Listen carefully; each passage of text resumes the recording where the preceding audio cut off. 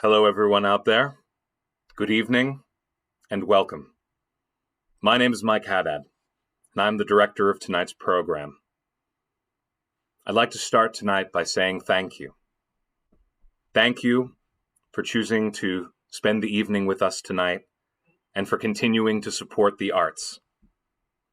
We at Theater at First, like so many of our fellow theatrical companies, refuse to allow this pandemic to stifle our creativity, to halt our passion for the arts, and to prevent us from safely connecting with you, our audience.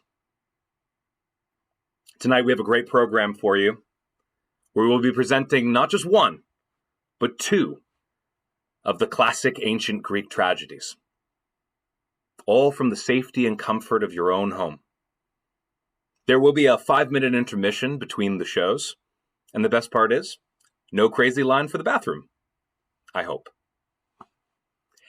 Keep your eye on the Theater at First website. Subscribe to our mailing list, because we have wonderful productions and programs and events lined up for 2021, and we want you to be a part of it. And if you enjoyed tonight's performances, and you would like to help contribute to Theater at First being able to do programs like this, we ask that you consider donating to Theater at First. The link to donate is on the Theater at First website, and for tonight's live performance, it will be dropped in the YouTube chat a couple of times throughout the evening. And now, we invite you to imagine yourself in the theater, staring out at the stage, waiting for the actors to take their places. Just off to your left, the gates to the city of Thebes. And right off stage right, the palace of mighty Creon, king of Thebes. Allow yourself to be transported into the world of our show. And now, without further ado, I would like to present the first of our pieces tonight, the third play of Sophocles' Theban cycle, Antigone. Enjoy the show.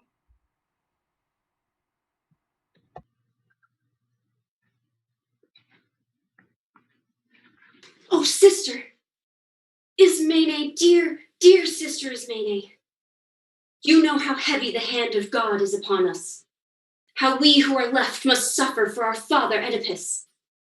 There is no pain, no sorrow, no suffering, no dishonor we have not shared together, you and I. And now there is something more. Have you heard this order, this latest order that the king has proclaimed to the city? Have you heard how our dearest are being treated like enemies? I've heard nothing about any of those we love, neither good nor evil. Not, since the death of our two brothers, both fallen in a single day. The Argive army, I hear, was withdrawn last night. I know no more to make me sad or glad. I thought you did not. That is why I brought you out here, where we shan't be overheard, to tell you something alone. What is it, Antigone? Black news, I can see already. Oh, Ismene, what do you think? Our two dear brothers. Creon has given funeral honors to one and not to the other. Nothing but shame and ignominy. Eteocles has been buried, they tell me, in state, with all honorable observances due to the dead. But Polynices, just as unhappily fallen.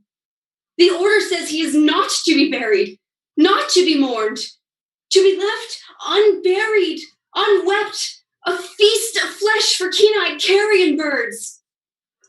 The noble Creon. It is against you and me he has made this order. And soon he will be here himself to make it plain to those that have not heard it and to enforce it. This is no idle threat. The punishment for disobedience is death by stoning. So now you know. And now is the time to show whether or not you are worthy of your high blood. My poor Antigone, if this is really true, what more can I do or undo to help you? Will you help me? Will you do something with me? Will you? Help you do what, Antigone? What do you mean? Would you help me lift the body, you and me? You cannot mean to bury him against the order. Is he not my brother and yours, whether you like it or not? I shall never desert him, never. How could you dare when Creon has expressly forbidden it? He has no right to keep me from my own. Oh, sister, do you forget how our father perished in shame and misery, his awful sin self-proved, blinded by his own self-mutilation? And then his mother, his wife, for she was both, destroyed herself in a noose of her own making. And now our brothers, both in a single day fallen in an awful exaction of death for death, blood for blood, each slain by the other's hand. Now we two left, and what will be the end of us if we transgress the law and defy our king? May the dead forgive me, I can do no other, but as I'm commanded.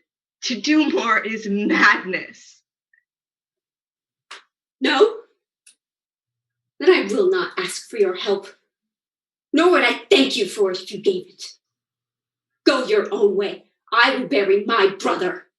If I die for it, what happiness? Convicted of reverence, I shall be content to lie beside a brother whom I love. We have only a little time to please the living, but all eternity to love the dead. Live if you will. Live and defy the holiest laws of heaven. I do not defy them, but I cannot act against the state. I am not strong enough. Let that be your excuse, then. I will go and heap a mound of earth over my brother. I fear for you, Antigone. I fear. You need not fear for me. Fear for yourself. At least be secret. Do not breathe a word. I'll not betray your secret. Publish it to all the world, else I shall hate you more. Your heart burns. Mine is frozen at the thought. I know my duty, where true duty lies. If you can do it, but you're bound to fail. When I have tried and failed, I shall have failed. No sense in starting on a hopeless task. Oh, I shall hate you if you talk like that, and he will hate you rightly. Leave me alone with my own madness. There is no punishment can rob me of my honorable death. Go then, if you are determined, to your folly. But remember that those who love you still.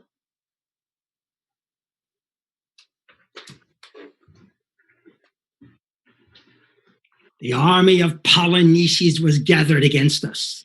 In angry dispute, his voice was lifted against us. Like a ravening bird of prey, he swooped around us with white wings flashing, with flying plumes and hosts ranked in thousands. The threshold of 7 gates in a circle of blood, his swords stood around us. His jaws were opened against us. But before he could taste our blood or consume us with fire, he fled with the roar of the dragon at his back and the thunder of war in his ears. 7 invaders at 7 gates, 7 defenders spoiled of their bronze for a tribute to Zeus. Save 2 luckless brothers, in one fight matched together, and in one death laid low. Great is the victory in the city of Thebes. Now is the time to fill the temples with glad thanksgiving, for warfare ended. Shake the ground with the night-long dances. But see, the king comes here, Creon, whom the gods have appointed for us in our recent change of fortune. What matter is it, I wonder, that has led him to call us together by his special proclamation? My counselors, now that the gods have brought us safe through a storm of trouble to tranquility, I have called you especially, out of all my people, to conference together, knowing that you were loyal subjects when King Oedipus reigned, and upon his death faithfully served his sons till they in turn fell, and I, their next of kin, inherited the throne and kingdom, which now I possess. No man who is his country's enemy, shall call himself my friend. Of this I am sure. Our country is our life. Only when she rides safely have we any friends at all. Such is my policy for our commonwealth. In pursuance of this, I have made a proclamation concerning the sons of Oedipus as follows. Eteocles, who fell fighting in defense of the city, fighting gallantly, is to be honored with burial and with all rights due to the noble dead. His brother, Polynices, who came back from exile, intending to burn and destroy his fatherland and the gods of his fatherland, to drink the blood of his kin, to make them slaves. He is to have no grave, no burial, no mourning from anyone. It is forbidden. He is to be left unburied, left to be eaten by dogs and vultures, a horror for all to see. I am determined that never, if I can help it, shall evil triumph over good. Alive or dead, this country's friend shall be rewarded. Creon, you have given your judgment for the friend and for the enemy. As for those who are dead and for us who remain, your will is law. See then that it be kept. My lord, some younger would be fitter for that task? Watchers are already set over the corpse. What other duty, then, is left for us? Not to connive at any disobedience. If there were any so mad as to ask for death. Nay, that is the penalty. But there are always some who are ready to be lured to ruin by hope of gain. My lord, if I am out of breath, it is not from haste. I have not been running. On the contrary, many times I stopped to say to myself, why hurry to your doom, poor fool? And I said, hurry, you fool. If Creon hears this from another man, your head's as good as off. So here I am, as quick as my unwilling haste will bring me. So now that I am here, I'll tell my story. But it may be nothing after all. And whatever the punishment, it can't be more than what God wills. So I cling to that for my comfort. Good heavens, man. What is the matter? To speak of myself first, I never did it, sir, nor saw who did it. No one can punish me for that. You tell your story with a deal of artful precaution. It's evidently strange. It is. So strange, it's very difficult to tell.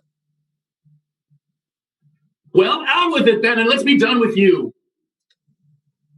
The corpse. Someone has just buried it and gone. Dry dusted, they scatter over the body in the manner of a holy burial. What?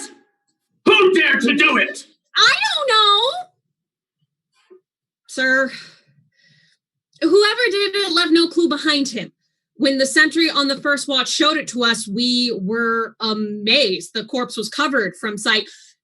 Not proper burial, but with a layer of earth as though through the act of some pious passerby. Of course, we all started accusing each other, for anyone might have done it, but none could be proved against him, and all denied it. We were ready to take hot iron in hands and go through hell and swear to God that none of us had done it, nor knew of anyone who could have thought of doing it, much less done it. But then one of the men said something so terrifying that made all our blood run cold, something we could neither refuse to do nor do, but at our own risk. He said, we must get this information to the king. So it was agreed. We drew lots for it, and I, such as my luck, was chosen. So here I am, as much against my will as yours, I'm sure. The bringer of bad news expects no welcome. My lord, I have feared this from the first, that this may prove to be an act of the gods. Enough of that, or I shall lose my patience. Don't talk like an old fool, old though you be. Blasphemy to say the gods held him in high esteem and buried him like a benefactor, a man who came to burn their temples down, to ransack their shrines, their land, their laws. Is that the sort of man you think the gods love? Not they. No. There's a party of malcontents in the city, rebels against my word and law, shakers of heads in secret, impatient of rule. They are the people. I see it well enough, who have bribed their instruments to do this thing. They shall pay for their success. See to it, you. Upon my oath, I swear, as Zeus is my god above, either you bring the perpetrator of this burial here to me now, or death, and not your mere death, but for a living lesson against such infamy. You shall be racked and tortured until you tell the whole truth of this outrage. May I say more? No, each word you speak but stings me more. Stings in your ears, sir, or in your deeper feelings? Don't bandy words, fellow, about my feelings. Though I offend your ears, sir, it is he who is guilty who offends your soul. Oh, born to argue, were you? Maybe so, but still not guilty in this business.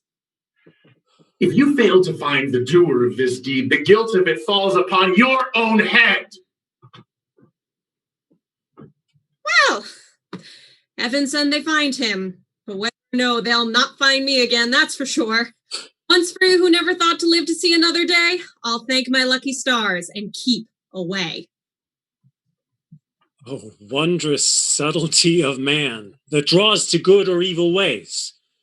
Great honor is given and power to him who upholdeth his country's laws and the justice of heaven. But he that too rashly daring walks in sin, in solitary pride to his life's end, a door of mine shall never he enter in to call me friend. Oh, gods, a wonder to see. Oh, surely it cannot be. It is no other. Antigone, unhappy maid, unhappy Oedipus's daughter. It is she the sentry brings. Can she have rashly disobeyed the order of our king? We got her! Here's the woman that did the deed. We caught her in the act of burying him. Where's the king? He's just coming out of the palace now. What's this? What am I just in time to see? My lord! An oath's a very dangerous thing. Second thoughts may prove us liars. I swore to myself to never again face your threats, but there's no pleasure like an unexpected pleasure, so I've come again, though against my solemn oath. And I brought with me this lady, who's been caught in the act of setting the grave in order. So take her, judge her, convict her. I'm free, I hope, and quit of this horrible business. How did you find her? Where have you brought her from? She was caught in the act of burying the body, and that's the truth. Are you in your senses? Do you know what you were saying? I saw her myself. She was burying the body of the man you said not to bury. Don't I speak plain? How did she come to be seen and taken in the act? It was this way. When I returned to the place, my fellow guards had swept the earth off the body, leaving it a naked, sodden corpse again. When the girl arrived, she screamed, seeing the corpse, crying and cursing those who had done it. She then picked up the dry earth in her bare hands and made an offering 3 times to the dead. As soon as I saw it, I ran over and caught her. She wasn't at all frightened, and so I charged her with what she'd done before, and this. She admitted it. I'm glad to say, though, sorry, too in a way. Good to save your own skin, but a pity to have to see another be punished whom you've no grudge against. But I can't say that I've ever valued anyone else's life more than my own, and that's the honest truth. Well, what do you say? You, hiding your head there. Do you admit or do you deny the deed? I do admit it. I do not deny it. You may go. You are discharged from blame. Now tell me, in as few words as you can, did you know the order forbidding such an act? I knew it, naturally. It was plain enough. And yet you dared to contravene it. Yes, that order did not come from God. Justice that dwells with the gods below knows no such law. I did not think your edict strong enough to overrule the unwritten, unalterable laws of God in heaven, you being only a man. They are not of yesterday or today, but everlasting. Guilty of their transgression before God, I cannot be for any man on earth. I knew that I should have to die, of course, And if it be soon, so much the better. Living in daily torment as I do, who not be glad to die? This punishment will not be any pain. Only if I had let my mother's son lie there unburied, then I could not have borne it. This I can bear. Does that seem foolish to you? Or is it you who are foolish to judge me so? She shows her father's stubborn spirit. Foolish not to give way when everything's against her. But you'll see. The over-obstinate spirit is soonest broken, such as the strongest iron will snap, if over-tempered in the fire to brittleness. Proud thoughts do not sit well upon subordinates. This girl's proud spirit was first in evidence when she broke the law, and now, to add insult to injury, she gloats over her deed. But as I live, she shall not flout my orders with impunity. My sister's child. Aye, were she even nearer, she should not escape full punishment. She and her sister, too, are partner, doubtless, in this burying. Let her be fetched. She was in the house just now. I saw her, and hardly in her right mind. Often the thoughts of those who plan dark deeds betray themselves before the deed is done. The criminal who, being caught, still tries to make fair excuse is damned indeed. Now you have caught me. Will you do more than kill me? No, nothing more. That is all I could wish. Why then delay? There is nothing you can say that I should wish to hear, just as nothing I say can weigh with you.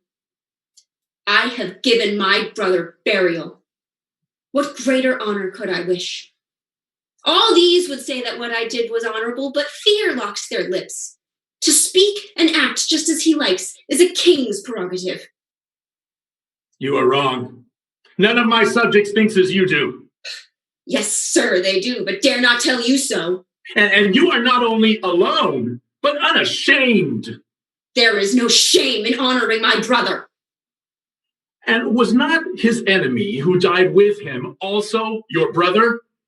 Yes, both were brothers, both of the same parents. And you honor one, and so insult the other. He that is dead will not accuse me of that. He will if you honor him no more than the traitor. It was not a slave, but his brother that died with him. Attacking the country while the other defended it. Even so, we have a duty to the dead. Not to give equal honor to good and bad. Who knows? In the country of the dead, that may be the law. An enemy can't be a friend even when dead. My way is to share my love, not to share my hate. Well, go then and share your love among the dead. There'll be no woman's law here while I live. Here comes Ismene, weeping in sisterly sorrow, a darkened brow, flushed face, and the fair cheek, marred with flooding rain.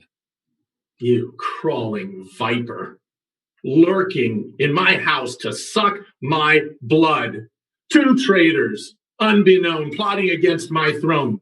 Do you admit to a share in this burying or deny all knowledge?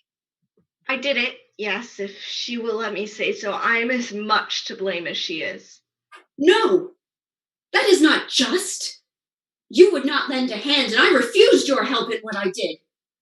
But I am not ashamed to stand beside you now in your hour of trial, Antigone. Whose was the deed? Death and the dead are witness. I love no friend whose love is only words. Oh, sister, sister, let me share your death, share in the tribute of honor to him that is dead. You shall not die with me. You shall not claim that which you would not touch. One death is enough. How can I bear to live if you must die? Ask Creon. Is not he the one you care for? You do yourself no good to taunt me so. Indeed, no. Even my jest are bitter pains. But how? Oh, tell me, how can I help you? Help yourself? I shall not stand in your way. For pity, Antigone, can I not die with you? You chose. Life was your choice when mine was death. Although I warned you that it would be so. Your way seemed right to some, to others mine. but now both in the wrong and both condemned. No. No. You live. My heart was long since dead, so it was right for me to help the dead.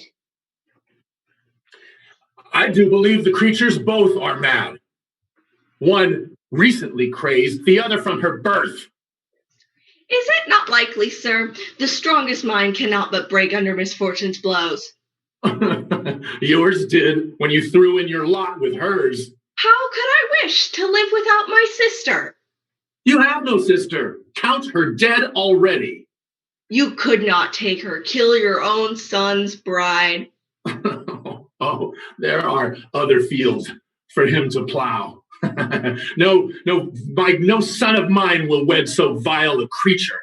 Oh, Haemon, can your father spite you so? Sir, will you take her from your own son's arms? Not I, but death shall take her. Be it so. Her death, it seems, is certain. Oh, certain it is. No more delay. Take them and keep them within the proper place for women. None so bold as would not look for a way to escape. When they see life, stand face to face with death. Tomorrow and for all time to come, as in the past, this law is immutable. For mortals, greatly to live is greatly to suffer. Roving ambition helps many a man to good, and many it falsely lures to light desires, till failure trips them unawares, and they fall on the fire that consumes them. But here comes Haemon, your youngest son. Does he come to speak his sorrow for the doom of his promised bride, the loss of his marriage hopes? We shall know it soon and need no prophet to tell us. Son, you have heard, I think, our final judgment against your late betrothed. No angry words, I hope. Still friends in spite of everything, my son. I am your son, sir. By your wise decisions my life is ruled, and them I shall always obey. I cannot value any marriage tie above your own good guidance. Rightly said. Your father's will should have your heart's first place. Only for this do fathers pray, huh?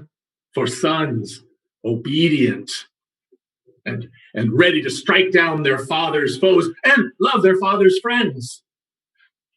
To be the father of unprofitable sons is to be the father of sorrows, a laughing stock to all one's enemies. Do not be fooled, son, by lust and the wiles of a woman. You'll have bought cold comfort if your wife's a worthless one. This woman's an enemy. Away with her. Let her go and find a mate in Hades. How, if I tolerate a traitor at home, shall I rule those abroad? He whom the state appoints must be obeyed to the smallest matter, be it right or wrong. And he that rules his household without a doubt will make the wisest king. There is no more deadly peril than disobedience. States are devoured by it. Homes laid in ruins, armies defeated, victory turned to rout, while simple obedience saves the lives of hundreds of honest folk. Therefore, I will hold to the law and never betray it, least of all for a woman. Better be beaten if need be by a man than let a woman get the better of us. To me, as far as an old man can tell, it seems your majesty has spoken well. Father, wisdom is the gift of heaven, the greatest gift of all. I neither am nor wish to be clever enough to prove you wrong, though all men might not think the same as you do. Nevertheless, I have to be your watchdog, to know what others say and what they do, and what they find to praise and what to blame. Your frown is a sufficient silencer of any word that is not for your ears.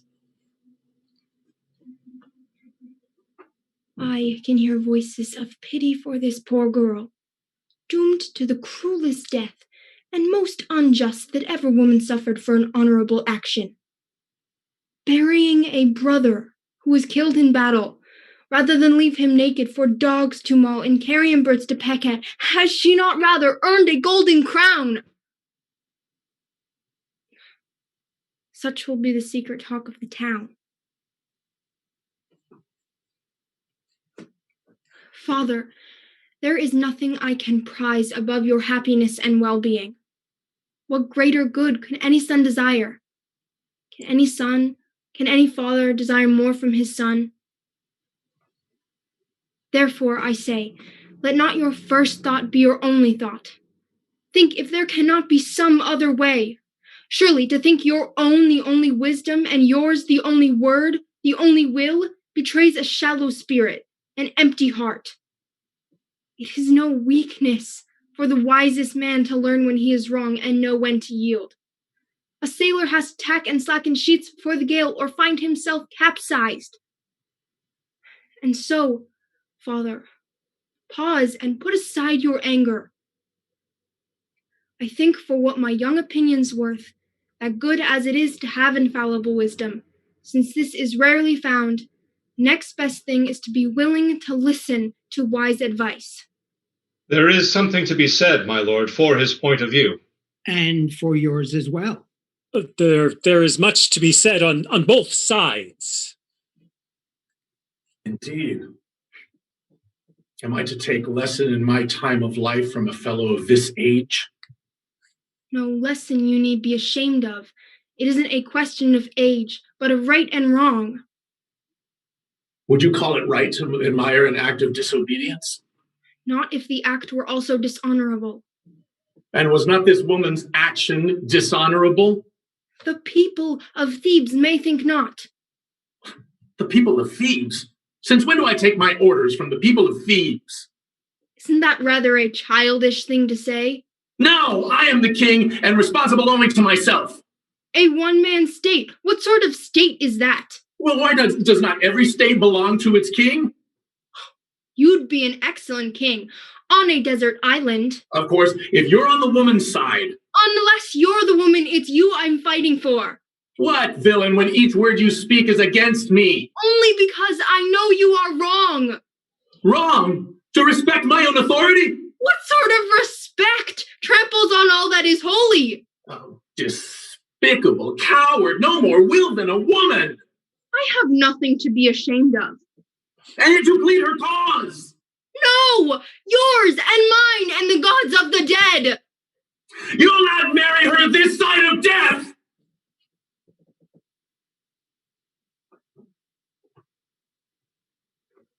And if she dies not alone. Is that a threat? You impudent. Is it a threat to argue against wrong-headedness? Oh, you'll learn what wrong-headedness is, my friend, to your cost. Oh, Father, I could call you mad if you were not my father. Don't toady me, boy. Keep that for your lady love. You mean to have the last word? Oh, I do. And what is more, by all the gods in heaven, I will make you sorry for your impudence. Bring out that she-devil now and let her die now with her bridegroom by to see it done. That sight I'll never see. Not from this moment shall you see me again. Let those that will be witness to your wickedness and folly. He's gone, my lord, and in very passionate haste. And who shall say what a young man's wrath may do? Let him go, let him do, let him rave as never man raved. He shall not save those women from their doom. You mean, then, sire, to put them both to death? No, not the one whose hand was innocent. And to what death will you condemn the other? And I'll have her taken to a desert place, and there, walled up inside a cave, alive, with enough food to to acquit ourselves of the blood guiltiness that else would lie upon the commonwealth. There she can pray to death, the God she loves, and ask release from death, or learn at last what hope there is for those who worship death. Where is the equal to love? Where is the battle he cannot win, the power he cannot outmatch? The grip of his madness spares not God or man. He mars the righteous man, driving his soul into mazes of sin and strife, dividing a house. Aphrodite, immortal, works her will upon all. But here is a sight beyond all bearing, at which my eyes cannot but weep. Aphrodite, Antigone forth, faring to her bridal bough of endless sleep. You see me, countrymen, on my last journey, taking my last leave of the light of day, going to my death, where death shall take me alive across the silent river. No wedding day, no marriage music. Death shall be my bridal dower. But glory and praise go with you, lady, to your resting place. You go with your beauty unmarred by the hand of consuming sickness, untouched by the sword, living and free as none other that died before you. No friend to weep at my banishment to a rock-hewn chamber of endless durance? In a strange cold tomb, alone to linger, lost between life and death forever? You have gone your way to the outermost limit of daring, and have stumbled against law enthroned. This is the expiation you must make for the sin of your father. My father, the thought that sears my soul. Monstrous marriage of mother and son, my parents. Oh, hideous shame, whom now I follow, unwed, curse-ridden, doomed to this death by the ill-starred marriage that marred my brother's life. An act of homage is good in itself, my dear, but authority cannot afford to connive at disobedience. You are the victim of your own self-will. I must go the way that lies before me. No funeral hymn, no marriage music, no sun from this day forth, no light, no friend to weep at my departing.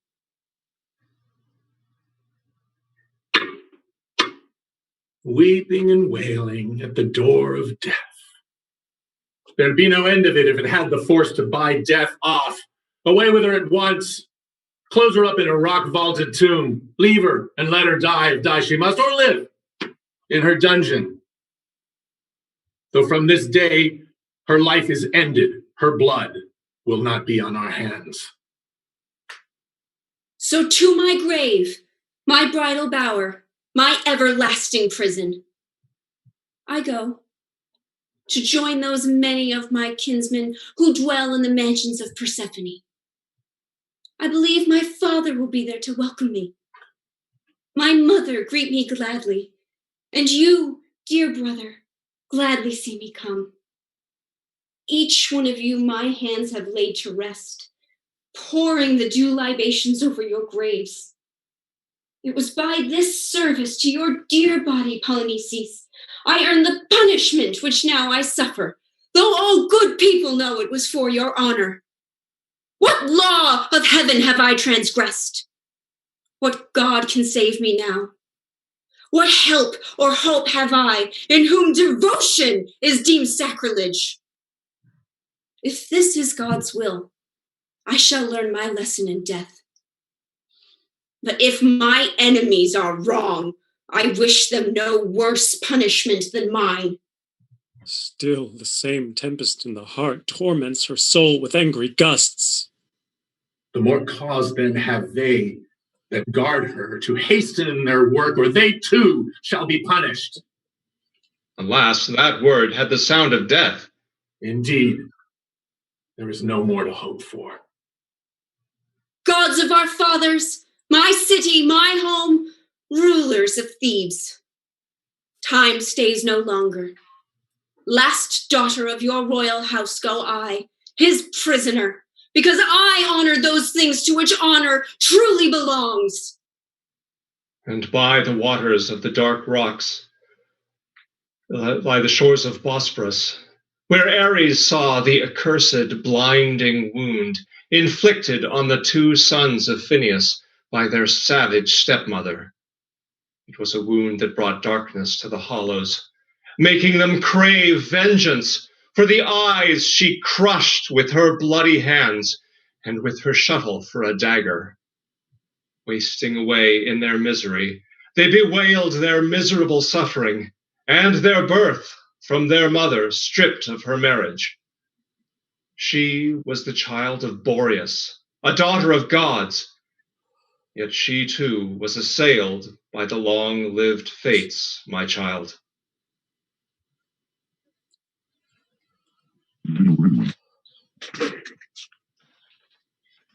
Gentlemen of Thebes, I greet you. You are welcome, Father Tiresias. What's your news? News you shall have, and advice if you can heed it. Indeed.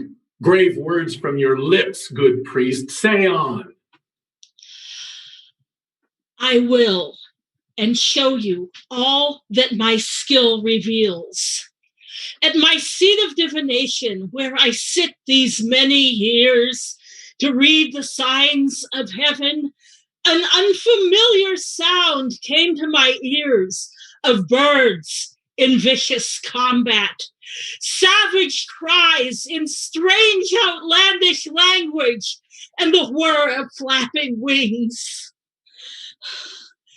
I read the signs of failure in my quest. The blight upon us is your doing. The blood that stains our altars and our shrines is none other than the blood of Oedipus, spilled from the veins of his ill-fated son. How should the birds give any other than ill-omened voices, gorged with the dregs of blood that man has shed? Mark this. All men fall into sin, but sinning he is not forever lost. All men make mistakes. A good man yields when he knows his course is wrong and repairs the evil. Only a fool is governed by self-will. Pay to the dead his due. Wound not the fallen. It is no glory to kill and kill again. My words are for your good, as is my will, and should be acceptable, being for your good.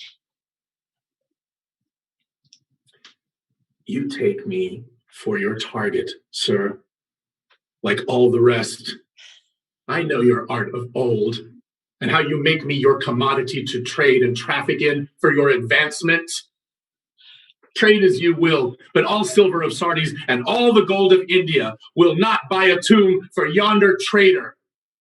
No, let eagles carry his carcass up to the throne of Zeus. Even that would not be sacrilege enough to scare me from my determination not to allow this burial. No man's act has power enough to pollute the goodness of God. But great and terrible is the fall, Tiresias, of mortal men who seek their own advancement by uttering evil in the guise of good. Is there any wisdom in the world? What is the meaning of that wide-flung taunt? What prize outweighs the priceless worth of prudence? What indeed? And what mischief matches the lack of it? There, you speak of your own symptoms, sir. I am loath to pick a quarrel with you, priest. You do so, calling my divination false. I say all prophets seek their own advantage. All kings say I seek gain unrighteously. Do you forget to whom you say it? No, our king and benefactor, Oh, by my guidance. clever you may be, but not therefore honest. Must I reveal my yet unspoken mind? Reveal all, but expect no gain from it.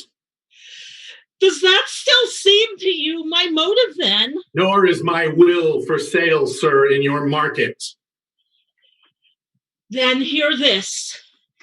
Ere the chariot of the sun has rounded once or twice his wheeling way, you will have given a son of your own loins to death. In payment for death, 2 debts to pay. 1, for the life that you have sent to death, the life you have abominably entombed. 1 for the dead, still lying above ground, unburied, unhonored, unblessed by the gods below. You cannot alter this. The gods themselves cannot undo it. It follows of necessity from what you have done. Even now, the avenging furies, the hunters of hell that follow and destroy, are lying in wait for you and will have their prey when the evil you have done for others falls on you. Do I speak this for my gain? A time shall come ere soon when your house will be filled with the lamentation of men and of women, and every neighboring city will be goaded to fury against you. For upon them too the pollution falls when the dogs and vultures bring the defilement of blood to their hearths and altars. I have done. You have pricked me, and these shafts of wrath will find their mark in your heart. You cannot escape the sting of their sharpness. I leave you to vent your wrath on younger ears. Or school your mind and tongue to a milder mood than that which now possesses you. He is gone, my lord. He has prophesied terrible things, and I, for my part, who once was young and now am old, have never known his prophecies proved false. It is true enough. It is hard to give way, and hard to stand and abide the coming of the curse. Both ways are hard. If you would be advised, my good lord Creon. Tell me what I must do, and I shall do it. Release the woman from her rocky prison. Set up a tomb for him that lies unburied. Is it your wish that I consent to this? It is, and quickly. The gods do not delay the stroke of their swift judgment on the sinner. It is hard, but I must do it. Well, I know there is no armor against necessity. Go. Let your own hand do it, and no other. I will go this instant. And now I know that it is by the will of heaven that man must live. O thou, whose name is many, son of the thunderer, Dionysus, whose hand is mighty in Thebes. Comest thou to Thebes, home of the mother of the city of thy worshippers? Thebes, where you most long to be with her, thy mother. The fire-stricken one sickens for need of thee. Healer of all her ills, come swiftly o'er the high Parnassian hills. Come o'er the sighing sea. The stars whose breath is fire delight to sing for thee. The echoing night shall with thy praises ring. Zeus born, appear, with Bacchae reveling. Here, men of thieves, hear and attend.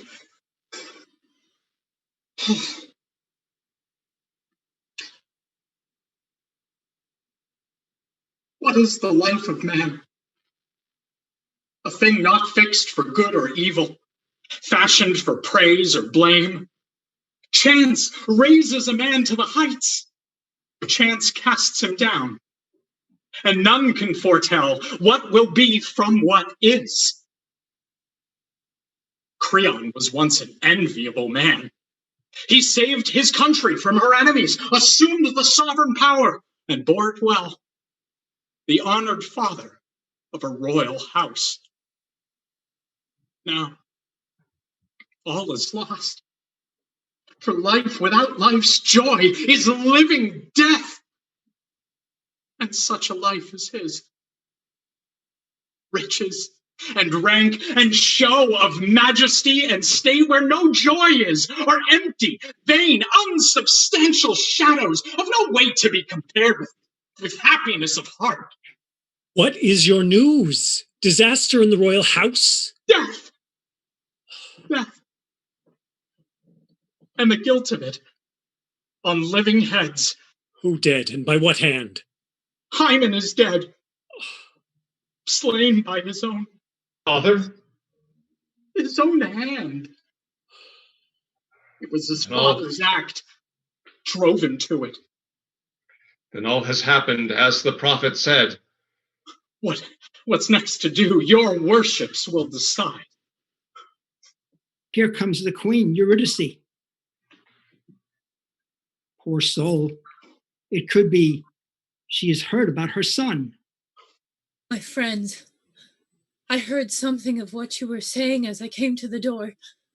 I was on my way to prayer at the Temple of Pallas and had barely turned the latch when I caught your talk of some near calamity. I was sick with fear and reeled in the arms of my women. But tell me, what is the matter? What have you heard? I am not unacquainted with grief, and I can bear it. Madam, it was I that saw it, and I will tell you all.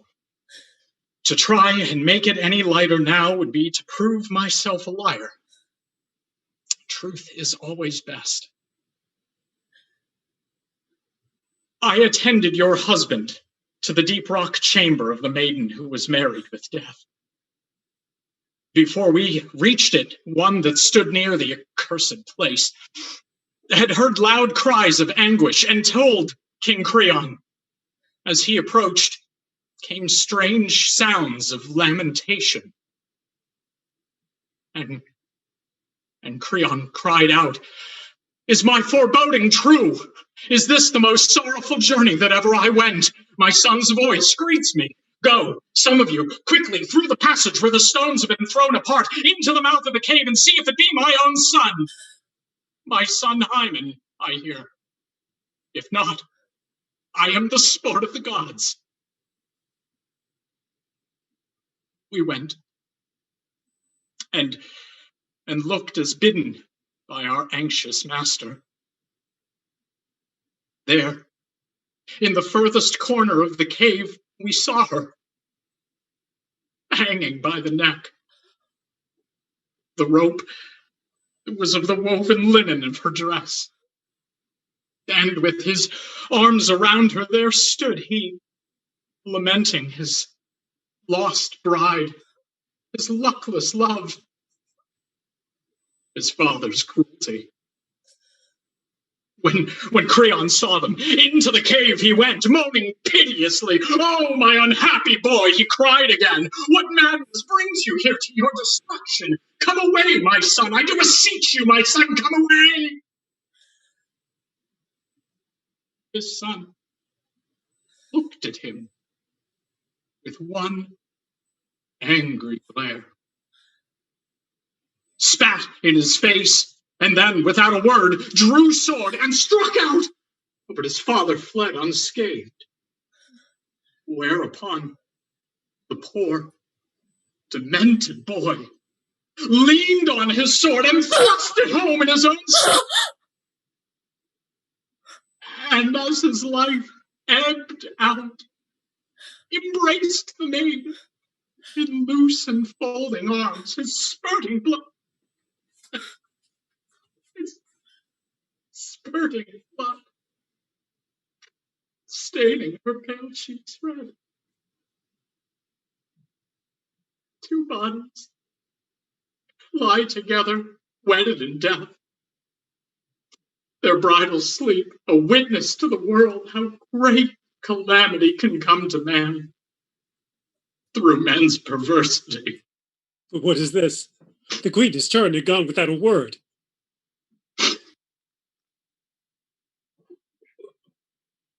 Yes, it is strange. The best that I can hope is that she would not sorrow for her son before us all, but vents her grief in private among her women. She is too wise, I think, to take a false step rashly. It may be. Yet there is danger in unnatural silence, no less than in excess of lamentation. I will go and see whether in truth there is some fatal purpose to her grief. Such silence, as you say, may well be dangerous.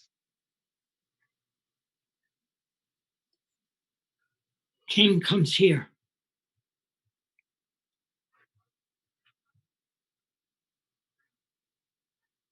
What the tongue scarce dares to tell must now be known by the burden that is proof of all guilt. No other man's but his alone.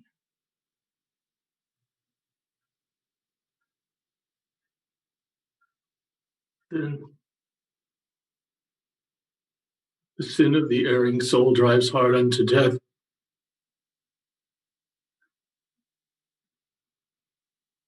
Behold the slayer, the slain, the Father, the Son. Come, the curse of my stubborn will. Son, newly cut off from the newness of youth, dead from my fault, not yours. Alas, too late you have seen the truth. I learn in sorrow. Upon my head the gods have delivered this heavy punishment, have struck me down in the ways of wickedness, trod my gladness underfoot. Such is the bitter affliction of mortal man. Sir, you have this, and more than this to bear. Within, there's more to know, more to your pain. What more? What pain can overtop this pain? She is dead. Your wife, the mother of him that is dead. The death wound fresh in her heart. Alas, poor lady. Insatiable death will not destroy me yet! What say you, teller of evil? I am dead already, and is there more blood upon blood, more death? Look then and see. Nothing is hidden now. Oh, second horror. What fate awaits me now? My child here in my arms. And there the other, the son, the mother. There, at the altar with whetted knife she stood. And as darkness dimmed her eyes, called on the dead, her elder son, and this. And with her dying breath, cursed you, their slayer.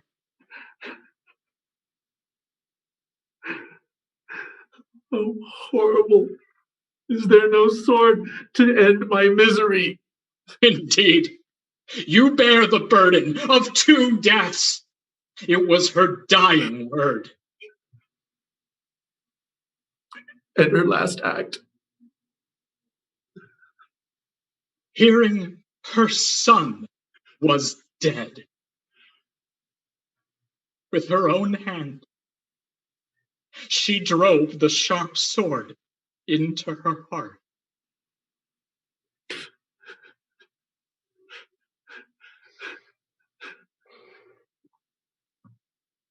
There is no man can bear this guilt but I. It is true. I killed him. Lead me away. I live no longer.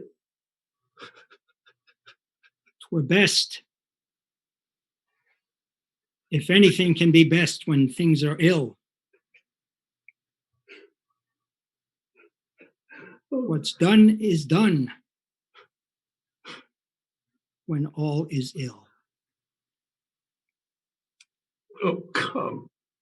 My last hour and my finest, my only happiness comes soon. Let me not see another day. Away. Future is not to be known. Our present care is for the present. The rest is in other hands. I ask for no more than I have asked. Ask nothing. What is to be, no mortal can escape. I am nothing. I have no life. Lead me away, that have unwittingly killed my son, my wife. I know not which way I should turn, where to look for help. My hands have done amiss. My head is bowed with guilt, too heavy for me.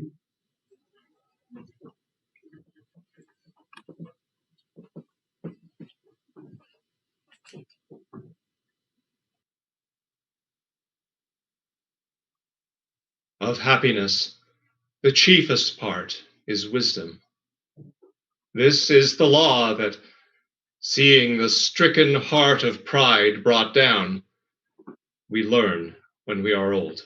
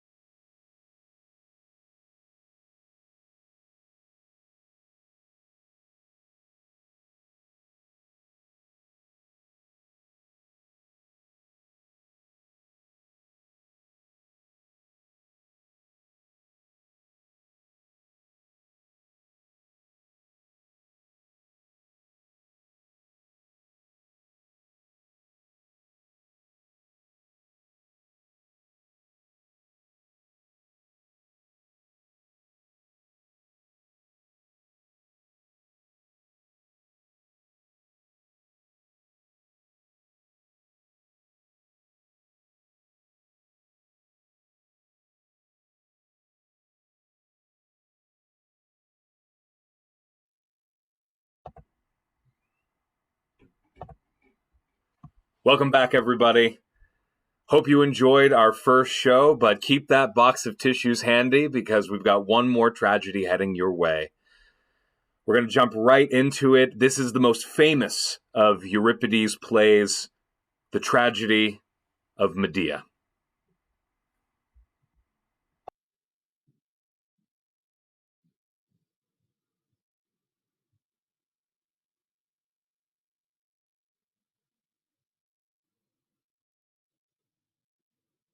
How I wish the ship Argo had never winged its way through the gray clashing rocks to the lands of the Colchians.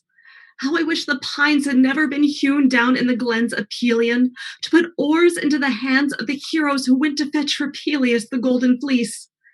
Then Medea, my mistress, would not have sailed to the towers of Iolcus, her heart pierced through and through with love for Jason, would not have prevailed upon the daughters of Peleus to murder their father, would not now be dwelling here in Corinth with their husband and children. When she fled here, she found favor with the citizens to whose land she had come, and was herself a perfect partner in all things for Jason. And therein lies a woman's greatest security, to avoid conflict with her husband. But now there is nothing but enmity. A blight has come over their great love. Jason has betrayed his own children and my mistress to sleep beside a royal bride, the daughter of Creon who rules this land, while Medea, luckless Medea, in her desolation invokes the promises he made, appeals to the pledges in which she put her deepest trust, and calls heaven to witness the sorry recompense she has from Jason. Ever since she realized her husband's perfidy, she has been lying there prostrated, eating no food, her whole frame subdued to sorrow, wasting away with incessant weeping. She has not lifted an eye nor ever turned her face from the floor. The admonitions of her friends she receives with unhearing ears like a rock or wave of the sea. Only now and then she turns her neck and speaks to herself in sorrow of her dear father and her country and the home which she betrayed to come here with a husband who now holds her in contempt. Now she knows through bitter experience how sad a thing it is to lose one's fatherland. Oh, she hates her children and has no pleasure at the sight of them. I fear she will form some new and horrible resolve, for hers is a dangerous mind, and she will not lie down to injury. I know her, and she frightens me, lest she make her way stealthily into the palace where his couch is spread and drive a sharp sword into his vitals. Or even kill both the king and bridegroom, and incur some greater misfortune. She is cunning. Whoever crosses swords with her will not find victory easy, I tell you. But here comes the children. Their playtime over. Little thought have they of their mother's troubles. Children do not like sad thoughts. Ancient household chattel of my mistress, why are you standing here all alone at the gates, muttering darkly to yourself? What makes Medea want you to leave her alone? Aged escort of Jason's children. When their master's affairs go ill, good slaves find not only their misfortune, but alas, their heart's grief. My sorrow has become so great that a longing came over me to come out here and tell to the earth and sky the story of my mistress's woes. What? The poor lady has not yet done with weeping. I wish I had your optimism. Why, her sorrow is only just beginning. It has not yet reached a turning point. Poor foolish woman. If one may speak thus of one's masters, little she knows of her latest ills. What's that, old man? Don't grudge me your news. It's nothing at all. I'm sorry I even said what I said. Oh, please, I beg you, don't keep it from a fellow slave. I'll keep it dark if need be. I had drawn near the checkerboards where the old men sit, near the sacred water of Pyrene. And there, when no one thought I was listening, I heard somebody say that Creon, the ruler of this land, was planning to expel these children and their mother from Corinth. Whether the tale is true or not, I do not know. I would wish it were not so. But will Jason ever allow his children to be so treated, even if he is at variance with their mother? Old loves are weaker than new loves, and that man is no friend to this household. That's the end of us, then, if we are to ship a second wave of troubles before we are rid of the first. Meanwhile, you keep quiet and don't say a word. This is no time for the mistress to be told. Oh, children, do you hear what love your father bears you? Since he is my master, I do not wish him dead, but he is certainly proving the enemy to those he should love. Like all the world, are you only now learning that every man loves himself more than his neighbor? Some justly, others for profit. As now, for a royal bride, their father hates these children. Inside, children, inside. It will be all right. You, keep them alone as much as possible. Don't let them near their mother when she's melancholy. I have already noticed her casting a baleful eye at them as if she would gladly do them mischief. She'll not recover from her rage, I know full well, till the lightning of her fury has struck someone to the ground. Oh, may it be enemies and not loved ones who suffer. Oh, my grief! The misery of it all! Why can I not die? What did I tell you, dear children? Your mother's heart is troubled, her anger roused. Hurry, inside, quick. Stay out of her sight. Don't go near her. Beware her fierce manner, her implacable temper. Oh, hers is a self-willed nature. Hurry, get you inside. Be quick. Soon it is clear her sorrow, like a gathering cloud, will burst into a tempest of fury. What deed will she do then? That impetuous, indomitable heart, poisoned by injustice. Oh, misery! The things I have suffered cause enough for deep lamentations. Oh, you cursed sons of a hateful mother, a plague on you! And on your father! Ruin seized the whole household! Ah, me, unhappy me, why will you have your sons partake of their father's guilt? Why hate them? Oh, children, your danger overwhelms me with anxiety. The souls of royalty are vindictive. They do not easily forget their resentment. Possibly because being used to command, they are seldom checked. Oh, it is better to be used to living among equals. For myself, at any rate, I ask not greatness, but a safe old age. Moderation. Firstly, the name of it is excellent. To practice it is easily the best thing for mortals. Excess avails to no good purpose for men, and if the gods are provoked, brings greater ruin on a house. Heard a voice. I heard a cry. It was the unhappy Colchian woman. She is not yet calm. Pray tell us, old woman. From the court outside I heard her cries within. I do not rejoice, woman, in the griefs of this house. Dear, dear it is to me. It is a home no more. The life has gone out of it. Its master, a princess's bed enthralls, while its mistress in her chamber is pining to death, and her friends have no words to comfort her heart. Oh! What flaming bolt from heaven might pierce my brain? What is the good of living any longer? Oh, misery! Let me give up this life I find so hateful. Let me seek lodging in the house of death. O Zeus! O earth! O light! Hear what a sad lament the hapless wife intones. What is this yearning, rash woman, after that fearful bed? You hasten to the end that is death? Pray not for that. If your husband worships a new bride, it is a common event. Be not exasperated. Zeus will support your cause. Do not let grief for a lost husband waste away your life. Great Zeus and Lady Themis, see how I am treated for all the strong oaths with which I bound my cursed husband. May I live to see him and his bride, Pallas, and all in one common destruction for the wrongs they inflict, unprovoked on me.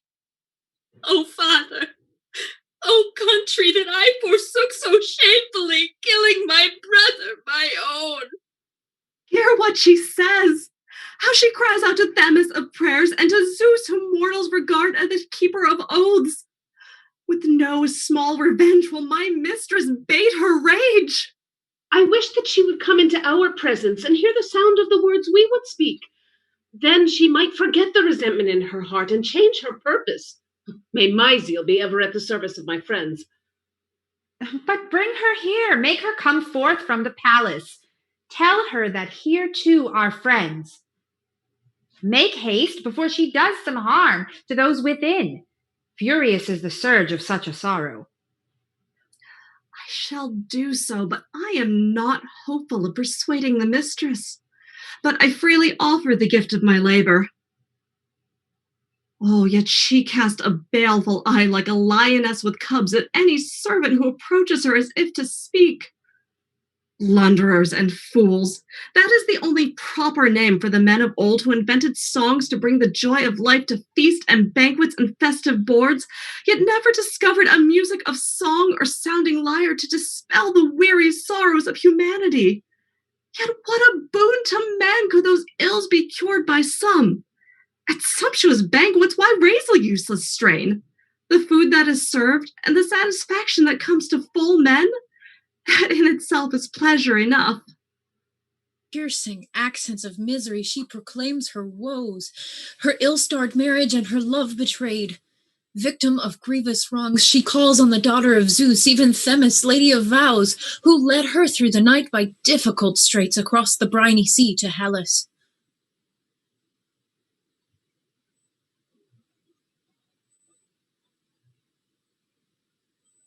Do not criticize me.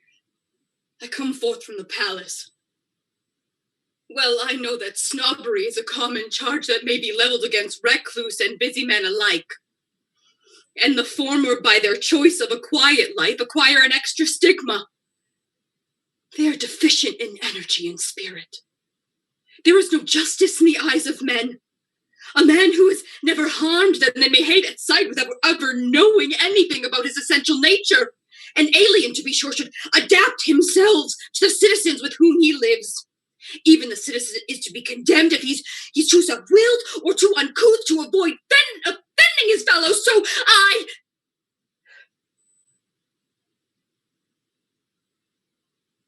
But this unexpected blow which has befallen me has broken my heart.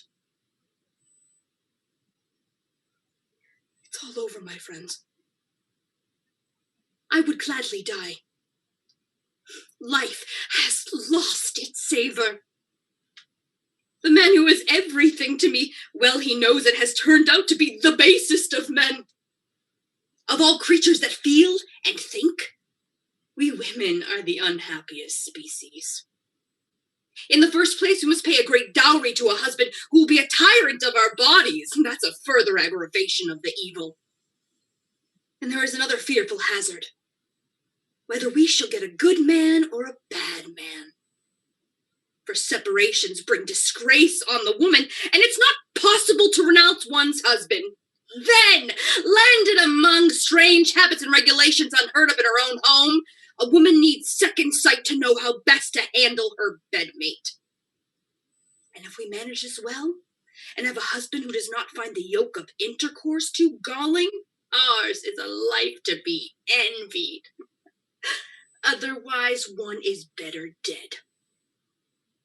When the man wearies of the company of his wife, he goes outdoors and relieves the disgust of his heart, having recourse to some friend or the companions of his own age. But we women have only one person to turn to. They say that we have a safe life at home, whereas men must go to war. Nonsense. I'd rather fight 3 battles than bear 1 child. But, be that as it may, you and I are not in the same case. You have your city here, your paternal homes, you know the delights of life and associations with your loved ones. But I, homeless and forsaken, carried off from a foreign land, and being wronged by a husband, with neither mother nor brother nor kinsman with whom I might find refuge from the storms of misfortune. One little boon I crave of you. If I discover any ways and means of punishing my husband for these wrongs, your silence. Women in most respects is a timid creature, with no heart for strike and aghast at the sight of steel, but wronged in love, there is no heart more murderous than hers. Do as you say, Medea, for just will be your vengeance. I do not wonder that you bemoan your fate. But I see Creon coming, the ruler of this land, bringing tidings of new plans. You there, Medea, looking dark with rage against her husband. I have proclaimed that you are to be driven into exile from this land, you and your own 2 sons, immediately. I am the absolute judge in the case, and I shall not go back to my palace until I have cast you on the frontier of this land. Destruction. It's my unhappy lot. My enemies are letting out every sail, and there is no arbor which I may flee from their menace and their attack. But ill-treated and all, Creon, still I shall put the question to you. Why are you sending me out of the country? Because I'm afraid of you. There's no need to hide behind a cloak of words, afraid that you will do my child some irreparable injury. And there's plenty of logic in that fear. You are a wizard possessed of evil knowledge. You are stung by the loss of your husband's love. And I have heard of your threats. They have told me to injure bridegroom and bride and father of the bride. Therefore, before anything happens to me, I shall take precautions. Better to be hateful to your eyes now than to relent and rue it greatly later. Alas, alas, often ere now, this is not the first time a reputation has hurt me and done me grievous wrongs. If a man's really shrewd, he ought never have taught his children too much, for over and above a name for uselessness that it will earn them. Office clever reforms to dullers, and you will be thought a useless fool yourself. And the reputed wiseacres, feeling your superiority, will dislike you immensely. I myself have met this fate. Because I have skill, some are jealous of me, and other thinks me unsociable. You are afraid you may suffer something unpleasant at my hands, aren't you? Fear not, Creon. It's not my way to commit my crimes against kings. What wrong have you done me? You've only bestowed your daughter on the suitor of your choice.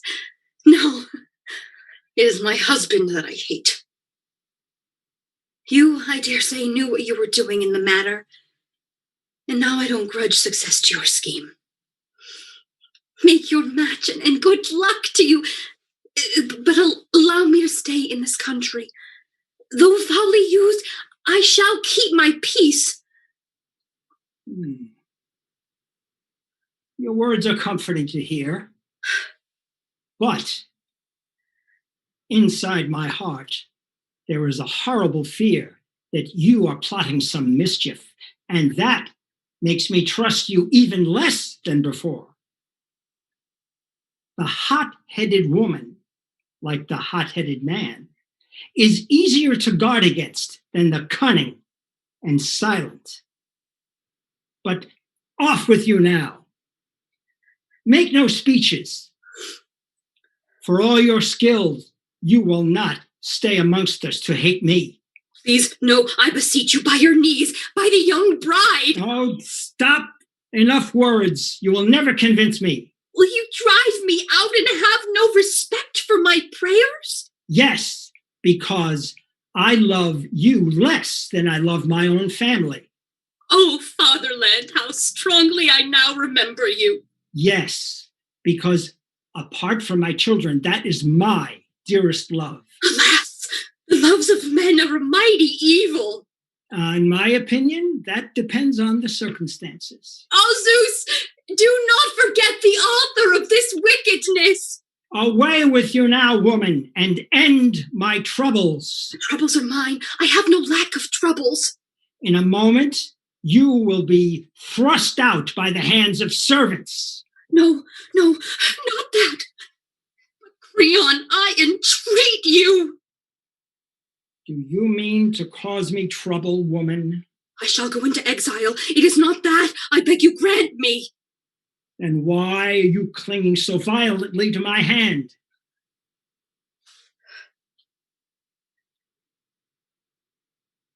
Allow me to stay for this one day to complete my plans for departure and get together provisions for my children, since their father prefers not to bother about his own sons.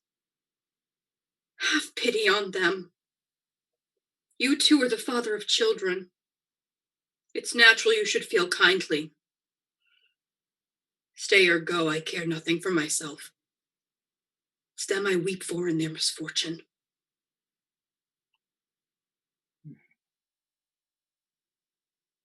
My mind is not tyrannical enough. Mercy has often been my undoing. So now, even though I know it is a mistake, woman, you shall have your request.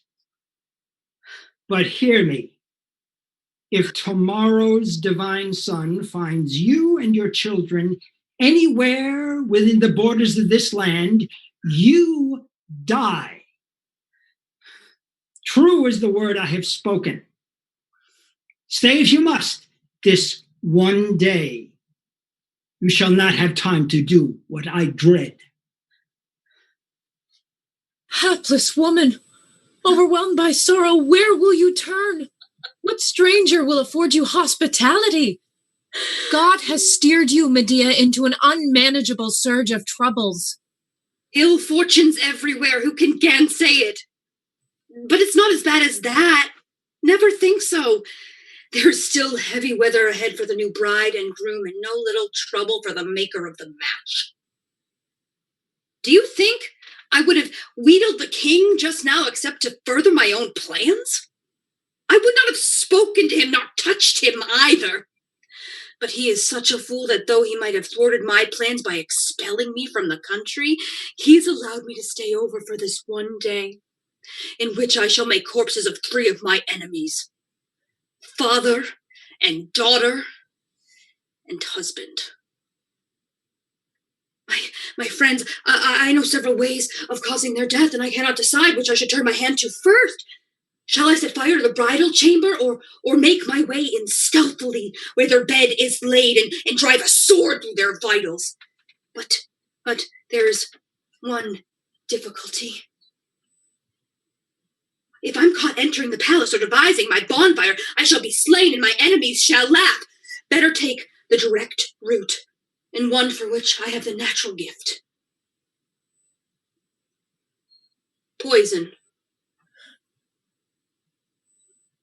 Destroy them with poison. So be it. But suppose them slain. I mean, what city will receive me? Whose hospitality will afford me a land where I shall be safe from punishment, a home where I can live in security? It cannot be. I shall wait there for a little longer, and if any tower of safety shows up, I shall carry out the murders in stealth and secrecy. However, if circumstances drive me to my wit's end, I shall take a sword in my own hands and face certain death to slay them. I shall not shirk the difficult adventure. No. By Queen Hecate, who has her abode in the recesses of my heart, her I revere above all gods and have chosen to assist me. Never shall any one of them torture my heart with impunity.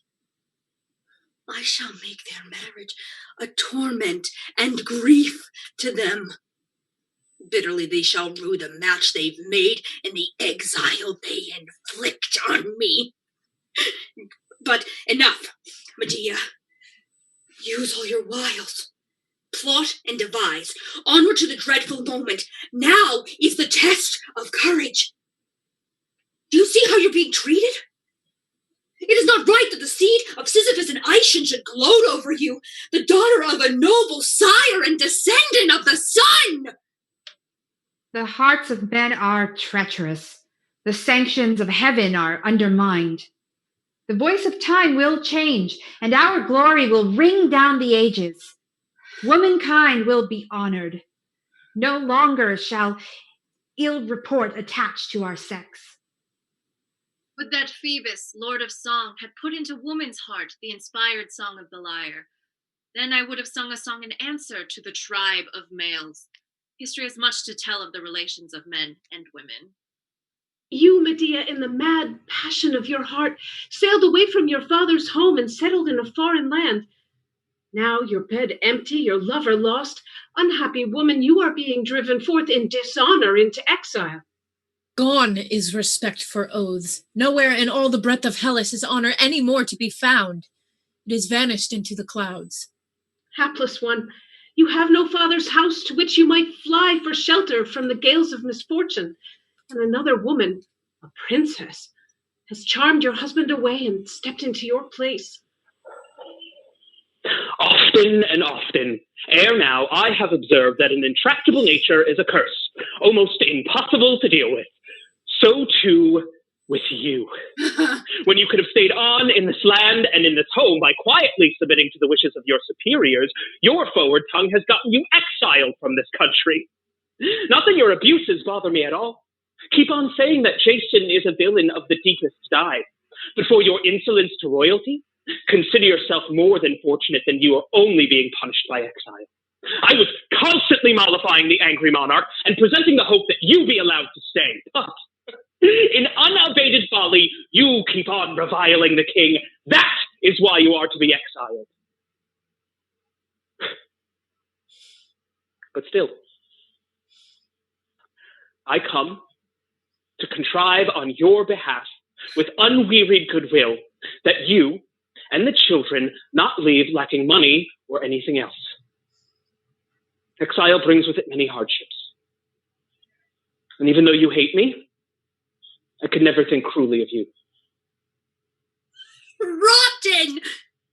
Heart-rotten, that is the word for you! Words, magnificent words. In reality, a craven. You come to me, my worst enemy! This isn't bravery, you know. This isn't valor to come and face your victims. No!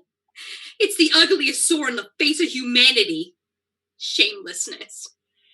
But I thank you for coming. It will lighten my heart and the weight on my heart to tell of your wickedness, and it will hurt you to hear it.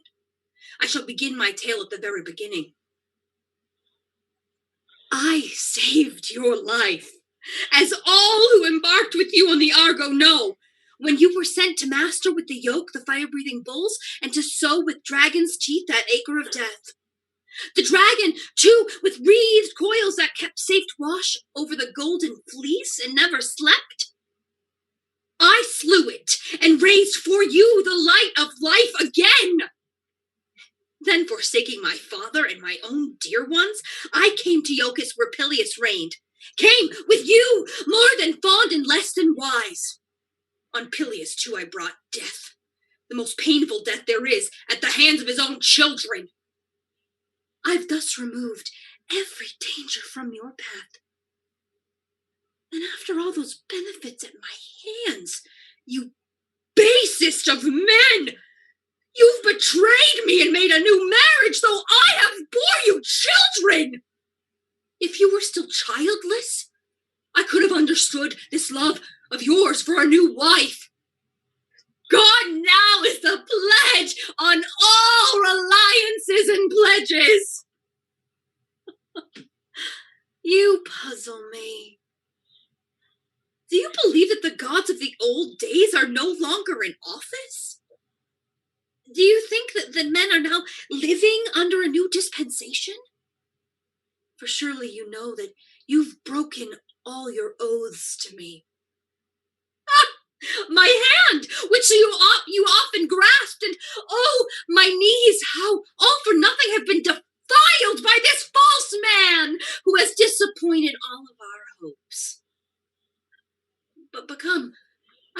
confide in you as though you were my friend.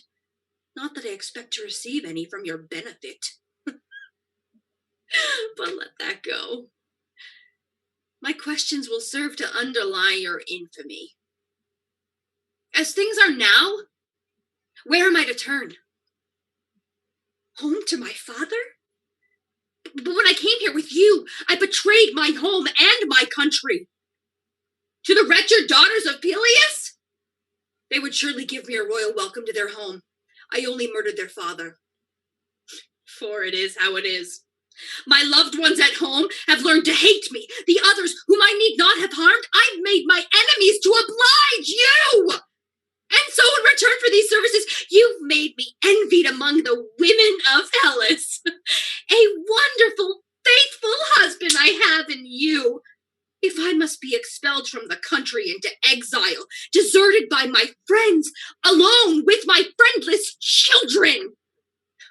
A fine story to tell the new bridegroom, that his children and the woman who saved his life are wandering about in aimless beggary. Oh, Zeus! Why, oh, why have you given to mortals sure means of knowing gold from tinsel? Yet men's exteriors show no mark by which to descry the rotten heart. Horrible and hard to heal is the anger of friend at strife with friend. Seems as if I need no small skill in speech, if, like the skillful steersman, riding the schools with close-reefed sheets, I am to escape the howling gale of your verbosity, woman. Since you are making a mountain out of the deeds that you have done to me, I'll tell you what I think. It was the goddess of love, and none other, mortal or immortal, that delivered me from the perils of my quests. You, indeed, have much subtlety of wit, but it would be an invidious story to go into how the inescapable shafts of love compelled you to save my life. Still, I shall not put too fine a point on it. If you help me in some way or other, well and good. But, as I shall demonstrate, in the matter of my saving, you got more than you gave. In the first place, you have your home in Greece, rather than a barbarian land.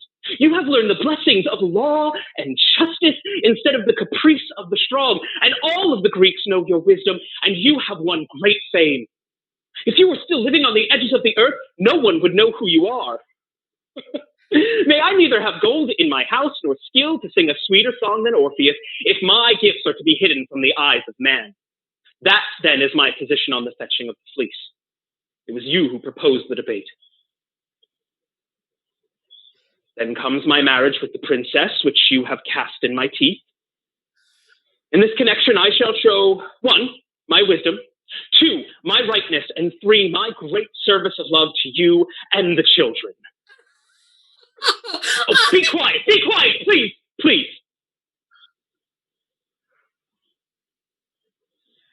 When I emigrated here from the land of Iolcus, dragging behind me an unmanageable chain of troubles, what better windfall could I have hit upon? I, an exile, and a marriage with the king's daughter.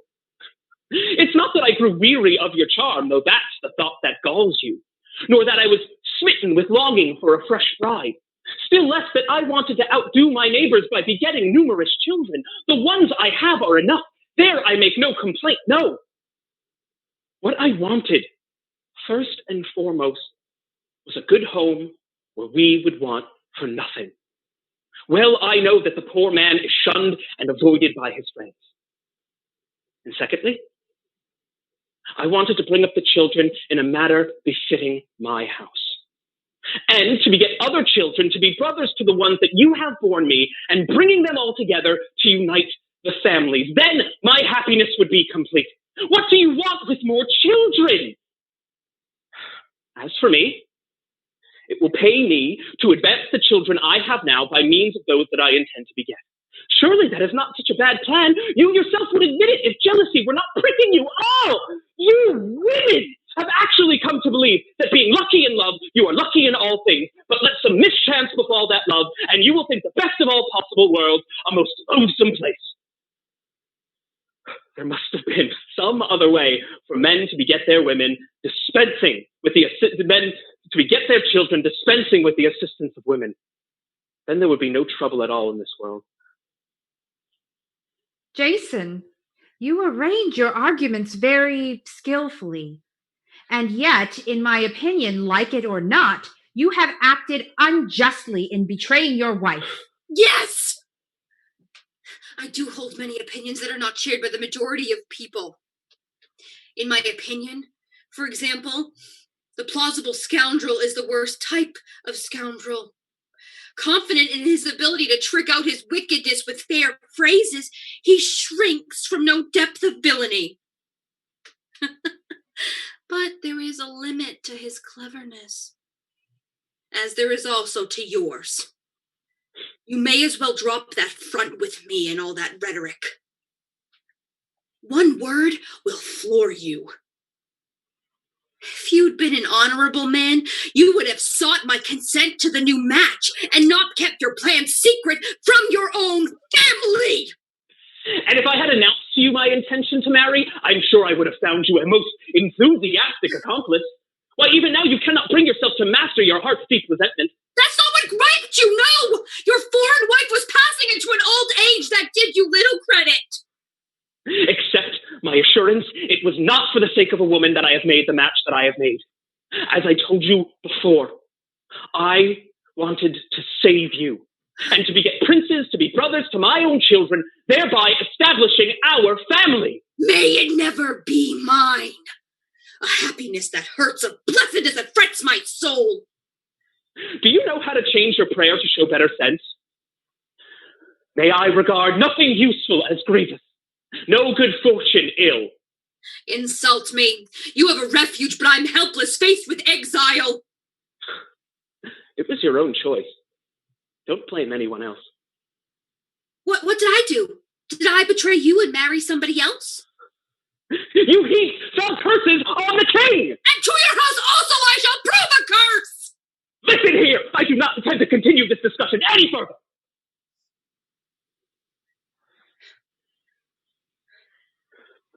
If you need anything of mine to assist you and the children in your exile, just tell me. I am ready to give it with an ungrudging hand and to send letters of introduction to my foreign friends who will treat you well.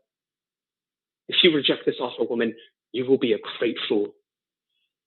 Forget your anger, and you will find it much to your advantage. I would not use your friends on any terms or accept anything of yours. Do not offer it. The gifts of the wicked bring no profit. At any rate, heaven be my witness that I am willing to render every assistance to you and the children, but you do not like what is good for you. Your obstinacy repulses your friends. It will only aggravate your suffering. Be off with you! As you loiter outside here, you're burning with longing for the girl who's just been made your wife. Make the most of the union. Perhaps, God willing, you're making the kind of marriage you will someday wish unmade.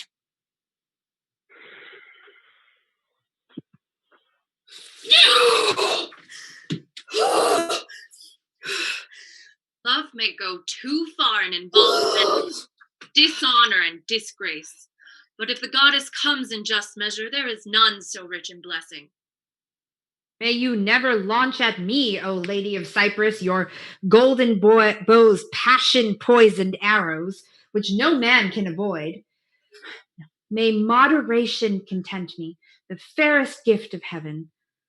Never may the Cyprian pierce my heart with longing for another's love, bringing on me never-ending quarrelings and angry recriminations. Oh, home and fatherland, never, I pray, may I be cityless.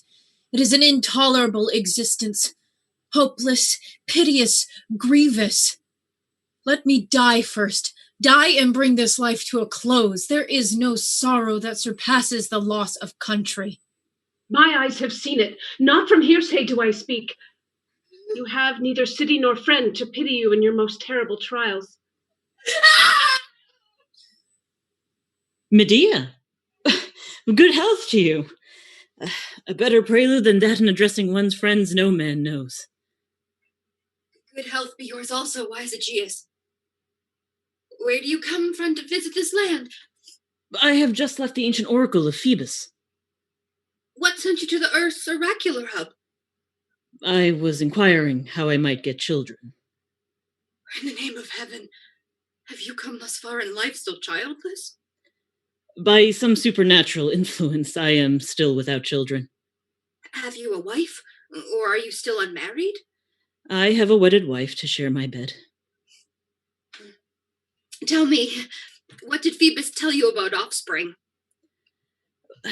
His words were too cunning for a mere man to interpret. Then what errand brings your ship to this land? There is one Pythias, king of Treason. The child of Pelops, as they say. Most pious man. I will communicate the oracle of the god. Yes, he's a cunning man and well-versed in such matters. Yes, and of all my comrades in arms, the one I love most. Well, good luck to you, and may you will your heart's desire. Why, what is the reason for those sad eyes, that wasted complexion? Aegeus, I've got the basest husband in all the world. What do you mean? Tell me the reason for your despondency. Tell me plainly. Jason is wronging me. I never did him wrong. What has he done? Speak more bluntly. He has another wife to lord it over me in our home. You don't mean that he has done so callous, so shameful a deed? Indeed he did. Me that used to be his darling, he now despises. Well, has he fallen in love? Does he hate your embraces? Yes, it's a grand passion. Well, let him go then, since he is so base as you say. He became enamored of getting a king for a father-in-law. Who gave him the bride? Please finish your story. Creon, the ruler of this Corinth.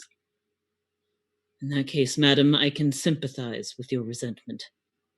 My life is ruined. What is more, I'm being expelled from the land. By whom? This new trouble is hard. Creon is driving me out of Corinth into exile. Does Jason allow this? I don't like that either. He says he does not, but he'll stand it. Oh, I beseech you, by these knees, a suppliant I entreat you. Show pity for my misery. Do not stand by and see me driven forth to a lonely exile. Receive me into your land, into your home, and the shelter of your hearth. So may the gods grant you the children you desire to throw joy round your deathbed. You do not know what a lucky path you've taken to me. I should put an end to your childlessness. I shall make you beget heirs of your blood. I know the magic potions that will do it. Many things make me eager to do this favor for you, madam. Firstly, the gods, and secondly, the children you promise will be born to me. That matter, I'm quite at my wit's end. But here is how I stand. If you yourself come to Athens, I shall try to be your champion as in duty bound. This warning, however, I must give you. I shall not consent to take you with me out of Corinth. If you yourself come to my palace, you will find a home and a sanctuary. Never will I surrender you to anybody. But your own efforts must get you out of this place. I wish to be free from blame in the eyes of my hosts also. And so you shall. But just let me have a pledge for these services, and I shall have all I could desire of you. Do you not trust me? What is your difficulty? I do trust you. But both the house of Peleus and Creon are my enemies. Bound by oaths, you would never hand me over to them if they tried to extradite me. But with an agreement of mere words, unfettered by any sacred pledge, you might be won over by their diplomatic advances to become their friend. For I have no influence or power, whereas they have the wealth of a royal palace. You take great precautions, madam. Still, if you wish, I will not refuse to do your bidding. For me, too, it will be safer that way if I have some excuses to give to your enemies, and you will have more security. Dictate the oath. Swear by the floor of the earth, by the Son, my father's father, by the whole family of gods, one and all. To do or not do what? Say on. Never to yourself cast me out of your country, and never, willingly during your lifetime, surrender me to any of my foes that desire to seize me. I swear by the earth, by the holy majesty of the sun, and by all the gods, to abide by the terms you propose. Enough. And if you abide not by your oath, what punishment do you pray to receive? The doom of sacrilegious mortals. Go and farewell. All is well. I shall arrive at your city as soon as possible when I have done what I intend to do and obtained my desires.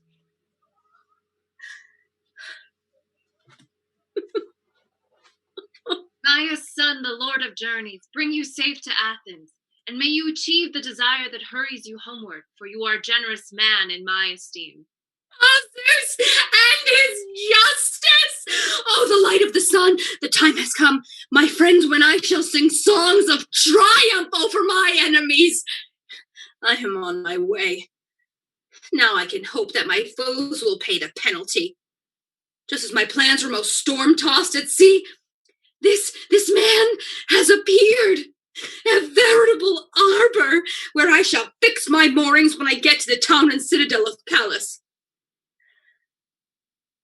Now I shall tell you all of my plans. What you hear will not be said in fun. I shall send one of my servants to ask Jason to come see me. When he comes, I shall make my language submissive, tell him I approve of everything else, and I'm quite contented about his royal marriage and his betrayal of me, that I agree it is all for the best. I shall only ask him to allow my children to remain. Not that I wish to leave them in a hostile land for my enemies to insult, no. I have a cunning plan to kill the princess. I shall send them with gifts to offer the bride, to allow them to stay in the land. A dainty robe and a headdress of beaten gold. If she takes the finery and puts it on her, she will die in agony. She and anyone who touches her. So deadly are the poisons in which I steep my gifts. But now I change my tone. It grieves me sorely the horrible deed I must do next. I shall murder my children, these children of mine. No man shall take them away from me. Then, when I have accomplished the utter overthrow of the house of Jason, I shall flee from the land to escape the consequences of my own dear children's murder and my other accursed crimes. My friends, I cannot bear being laughed at by my enemies. So be it. Tell me, what is life to offer them? They have no father, no home, no refuge from danger. My mistake was in leaving my father's house, won over by the words of a Greek. But as God is my ally, he shall pay for his crime. He shall never beget children by his new bride. She must die by my poisons. I am a good friend, but a dangerous enemy. For that is the type the world delights to honor. You have confined your plan in us, and I should like to help you. But since I would also support the laws of mankind, I entreat you not to do this deed. It is the only way. But I can sympathize with your sentiments. You've not been wronged like me. Surely you have not the will to destroy your own flesh and blood. I shall. It will hurt my husband most that way. But it will make you the unhappiest woman in the world. Let it! From now on, all words are superfluous. Nurse, nurse, nurse, go now and fetch Jason. Tell him nothing of my intentions, as you are a woman and loyal to your mistress.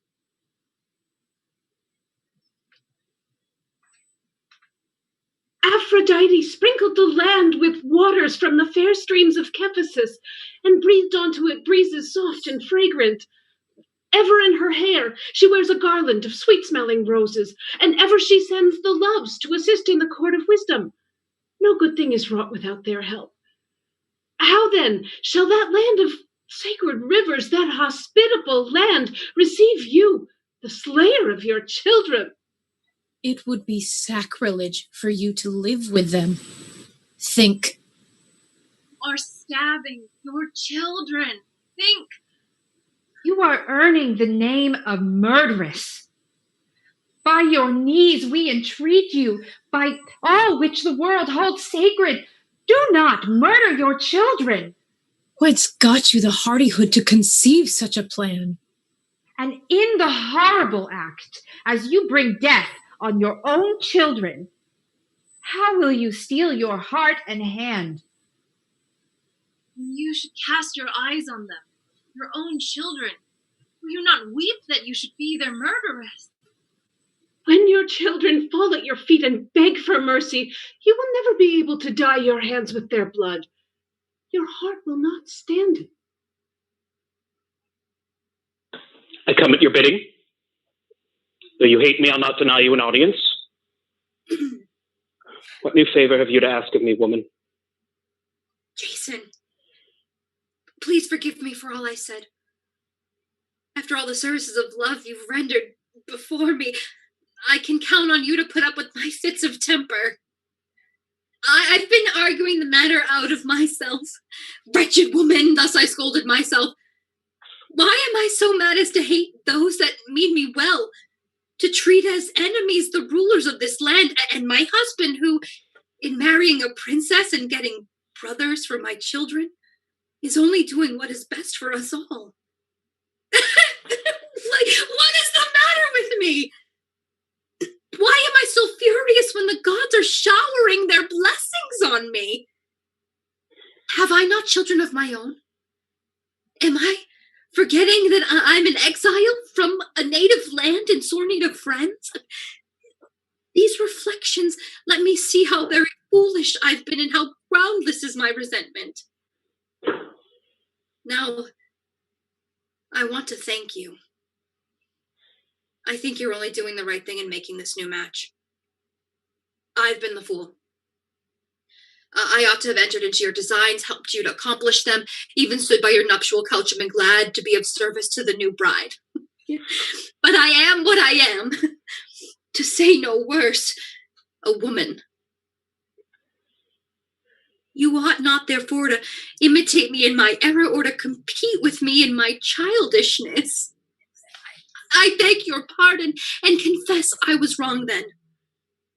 But I've taken better counsel, as you see. Children, come. Leave the house and greet your father as I do. Come. Speak to him.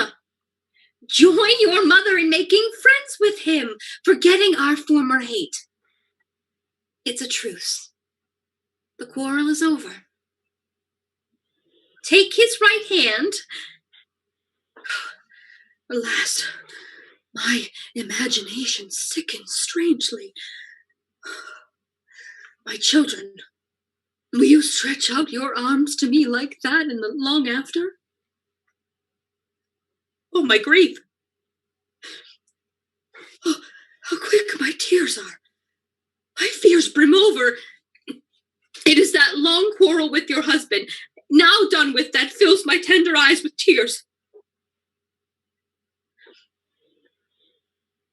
My eyes, too, the burning tears gush forth. My sorrows advance, proceed no further.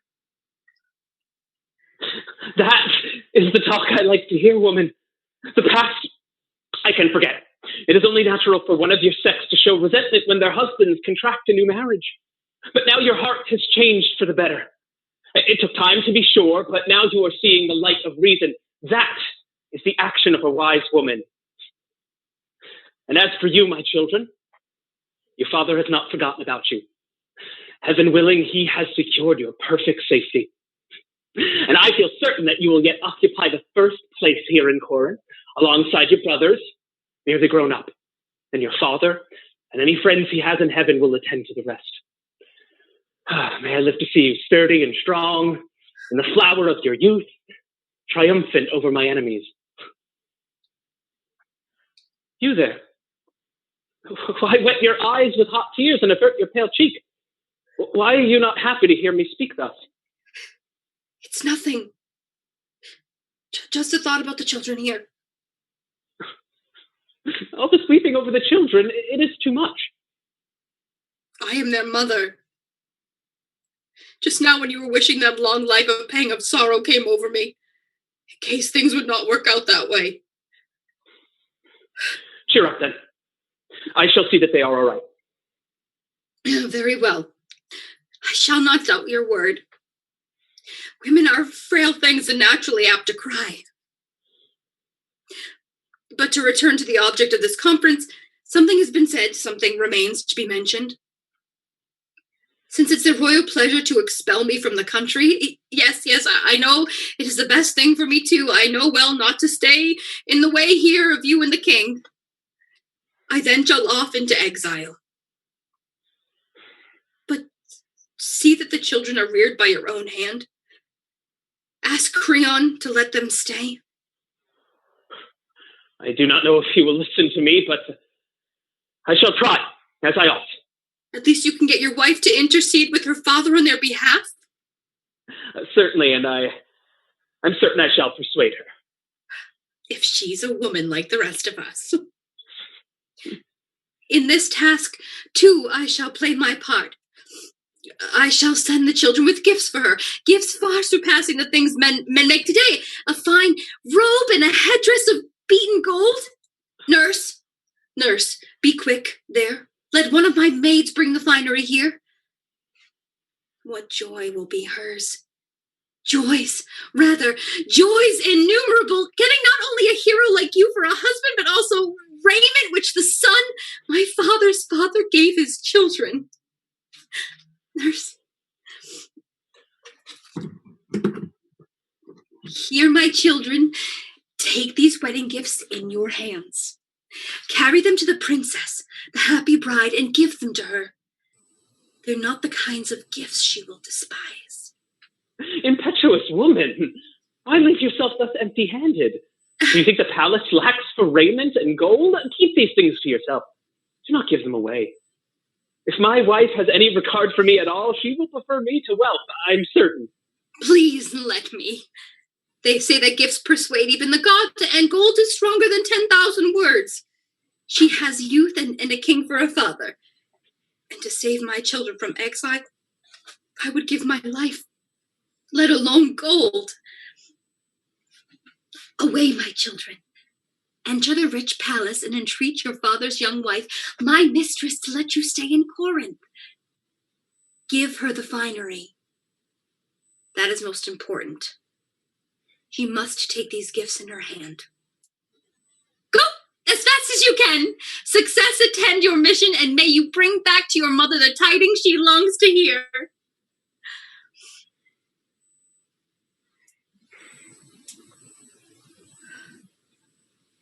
Now are my hopes dead. The children are doomed. Already they are on the road to death. She will take it. The bride will take the golden diadem, and with it take her ruined, luckless girl.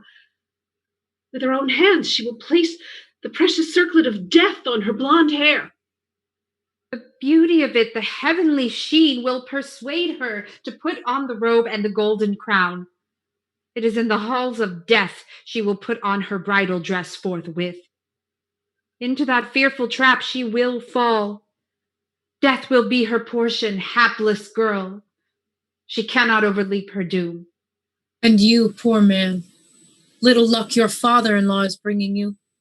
Unwittingly, you are bringing death on your children and on your wife an awful end. Ill-starred man, what a way you are from happiness. Now I weep for your sorrow, hapless mother of these children. You will slaughter them to avenge the dishonor of your bed betrayed, criminally betrayed by your husband who now sleeps beside another bride. Mistress, here are your children, reprieved from exile. Your gifts the royal bride took gladly in her hands. The children have made their peace with her. What's the matter? Why stand in such confusion when fortune is smiling? Why do you turn away your cheek? Why are you not glad to hear my message? Misery!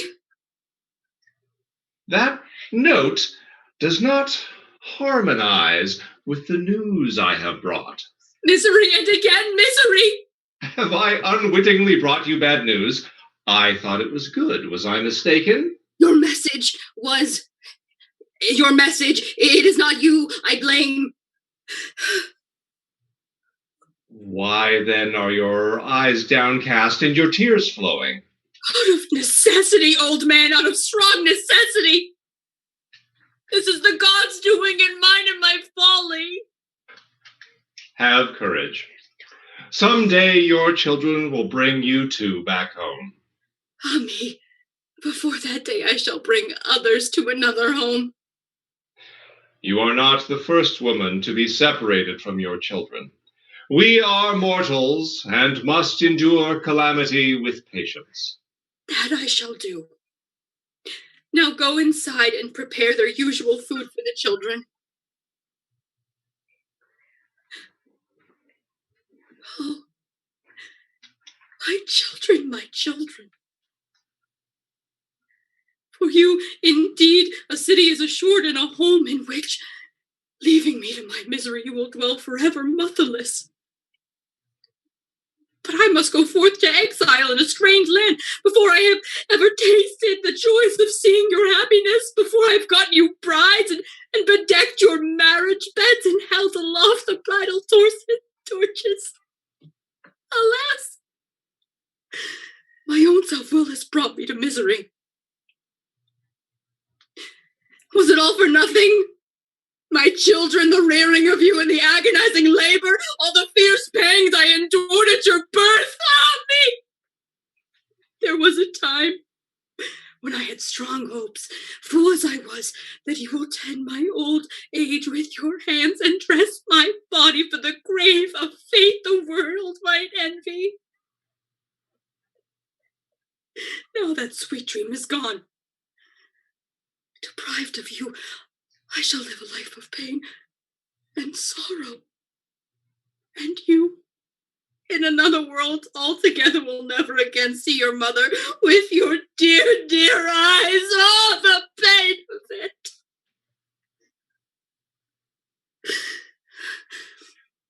My dear eyes, look at me, my children. Why smile at me that last smile? Oh, what can I do? My heart is water, women, at the sight of my children's bright faces. I could never do it. Goodbye to my former plans. I shall take my children away with me. Why should I hurt their father by their misfortunes, only to reap a double harvest of sorrow for myself? No, I cannot do it. Goodbye to my former plans. And yet, what is the matter with me? Do I want to make myself a laughing stock by letting my enemies off scot-free? I must go through with it. What a coward heart is mine to admit those soft pleas. Come, my children, into the palace. Those that may not attend my sacrifices can see to it that they are absent. I shall not let my hand be unnerved. Stop my heart. Do not you commit this crime.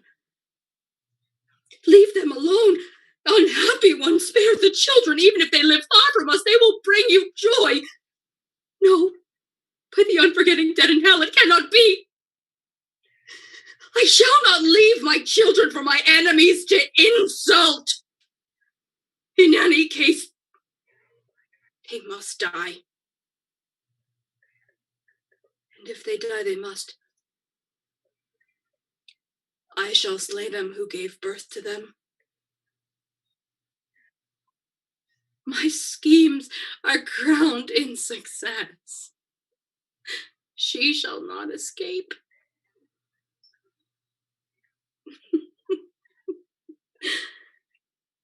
Already the diadem's on her head. Wrapped in the robe, the royal bride is dying. I know it well. And now I'm setting out on a most sorrowful road, and shall send these on one more sorrowful. I wish to speak to my children. Come. Give your mother your hands, my children. Oh, dear, dear hands. Oh, dear, dear mouths, dear shapes, dear noble faces. Happiness be yours, but not here. Your father has stolen this world from you. How sweet to touch. The softness of their skin, the sweetness of their breath, my babies. Away! Away! I cannot bear to see you any longer! Oh, my misery overwhelms me. Oh, I do realize how terrible is the crime I am about, but passion overrules my resolutions. Passion that causes most of the misery in the world. I declare that in this world, those who have had no experience of paternity are happier than the fathers of children. Without children, a man does not know whether they are a blessing or a curse, and so he does not miss a joy he has never had and escapes a multitude of sorrows. But them that have in their homes young, growing children who they love, I see them consumed with anxiety day in, day out. How are they to rear them properly? How are they to get a livelihood to leave to them? And after all that, whether or not the children for whom they toil are worth it, who can tell? I shall tell you the last and crowning sorrow for all mortals. Suppose they have found livelihood enough, and their children have grown up and turned out honest. Then, if it is fated that way, death carried their bodies away beneath the earth. What then is the use, if the love of children brings from the gods this crowning sorrow to top the rest? My friends, all this time I've been waiting for something to happen, watching to see what they will do in the royal palace. Now I see one of Jason's attendants coming this way. Her excited breath shows she has a tale of strange evils to tell. What a horrible crime you have done, Medea! Flee! Take anything you can find. Sea vessel or land carriage. Well, tell me, what has happened that I should flee? The princess has just died.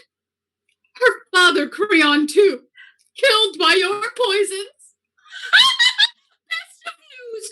From this moment and forever, you're one of my friends and benefactors. What's that? Are you of sane and sound mind, woman? You have inflicted a foul outrage on a king's home, yet you rejoice at the word of it and are not afraid. I too have a reply that I might make to you, but take your time, my friend. Speak on. How did they die? You would double my delight if they died in agony. When your children, both your offspring, arrive with their father and enter the bride's house, we rejoiced, we servants who had been grieved by your troubles. Immediately, a whisper ran from ear to ear that you and your husband had patched up your earlier quarrel. And one kisses your children's hands, another their hair. I myself, in my delight, accompanied the children to the women's rooms.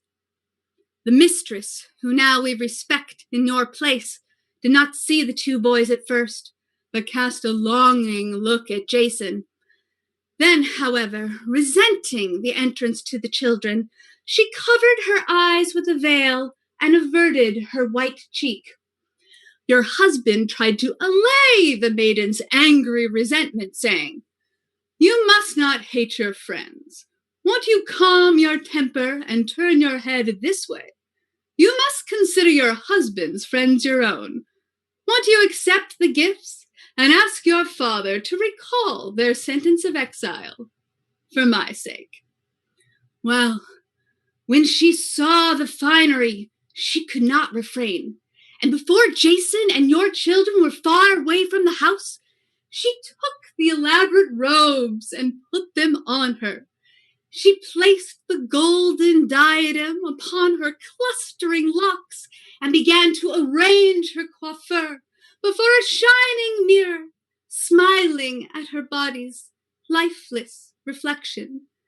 Then she arose from her seat and walked through the room, stepping delicately with her fair white feet, overjoyed with the gifts. Time and again, standing erect, she gazes with all her eyes at her ankles. But then ensued a fearful sight to see. Her color changed. She staggered and ran back, her limbs all a-tremble, and only escaped falling by sinking upon her chair. An old attendant, thinking, I suppose it was a panic fit or something else of divine sending, raised a cry of prayer. When she sees a right froth drooling from her mouth, sees her rolling up the pupils of her eyes and all the blood leaving her skin, then, instead of a cry of prayer, she let out a scream of lamentation. Immediately, one maid rushed to Creon's palace, another to the new bridegroom to tell of the bride's misfortune. From end to end, the house echoed to hurrying steps. A quick walker stepping out well would have reached the end of a 200-yard track when the poor girl, lying there quiet with eyes closed, gave a fearful groan and began to come to. A double plague assailed her. The golden diadem on her head emitted a strange flow of devouring fire, while the fine robes, the gifts of your children, were eating up the poor girl's white flesh. All aflame, she jumps to her feet and flees, shaking her head this way and that, trying to throw off the crown. But the golden band held firmly, and after she had shaken her hair more violently, the fire began to blaze twice as fiercely. Overcome by the agony, she falls on the ground, and none but her father could have recognized her. The position of her eyes could not be distinguished, nor the beauty of her face. The blood, clotted with fire, dripped from the crown of her head, while the flesh melted from her bones like resin from a pine tree as the poisons ate their unseen way. It was a fearful sight. All were afraid to touch the corpse, taught by what had happened to her. But her father, unlucky man, rushed suddenly into the room, not knowing what had happened, and threw himself on the body. At once he groaned, and embracing his daughter's form, he kissed it and cried, My poor child, what God has destroyed you so shamefully? Who is it that despises this aged tomb of his only child? Ah, let me join you in death, my child. Then, when he had ceased his weeping and lamentation, and sought to lift his aged frame upright, he stuck to the fine robes like ivy to a laurel bush. His struggles were horrible. He would try to free a leg, but the girl's body stuck to his, and if he pulled more violently, he tore his shrunken flesh off his bones. At last, his life went out. Doomed, he gave up the ghost. Side by side lie the two bodies, daughter, and old father. Who would not weep at such a calamity?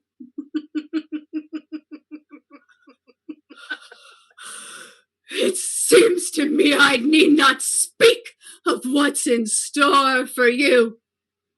You yourself will see how well the punishment fits the crime. It is not the first time the thought has come that the life of man is a shadow. No mortal man may have lasting happiness.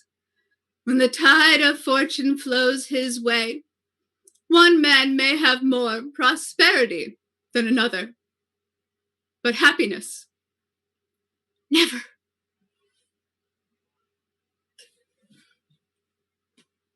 It seems that this day fate is visiting his sins on Jason.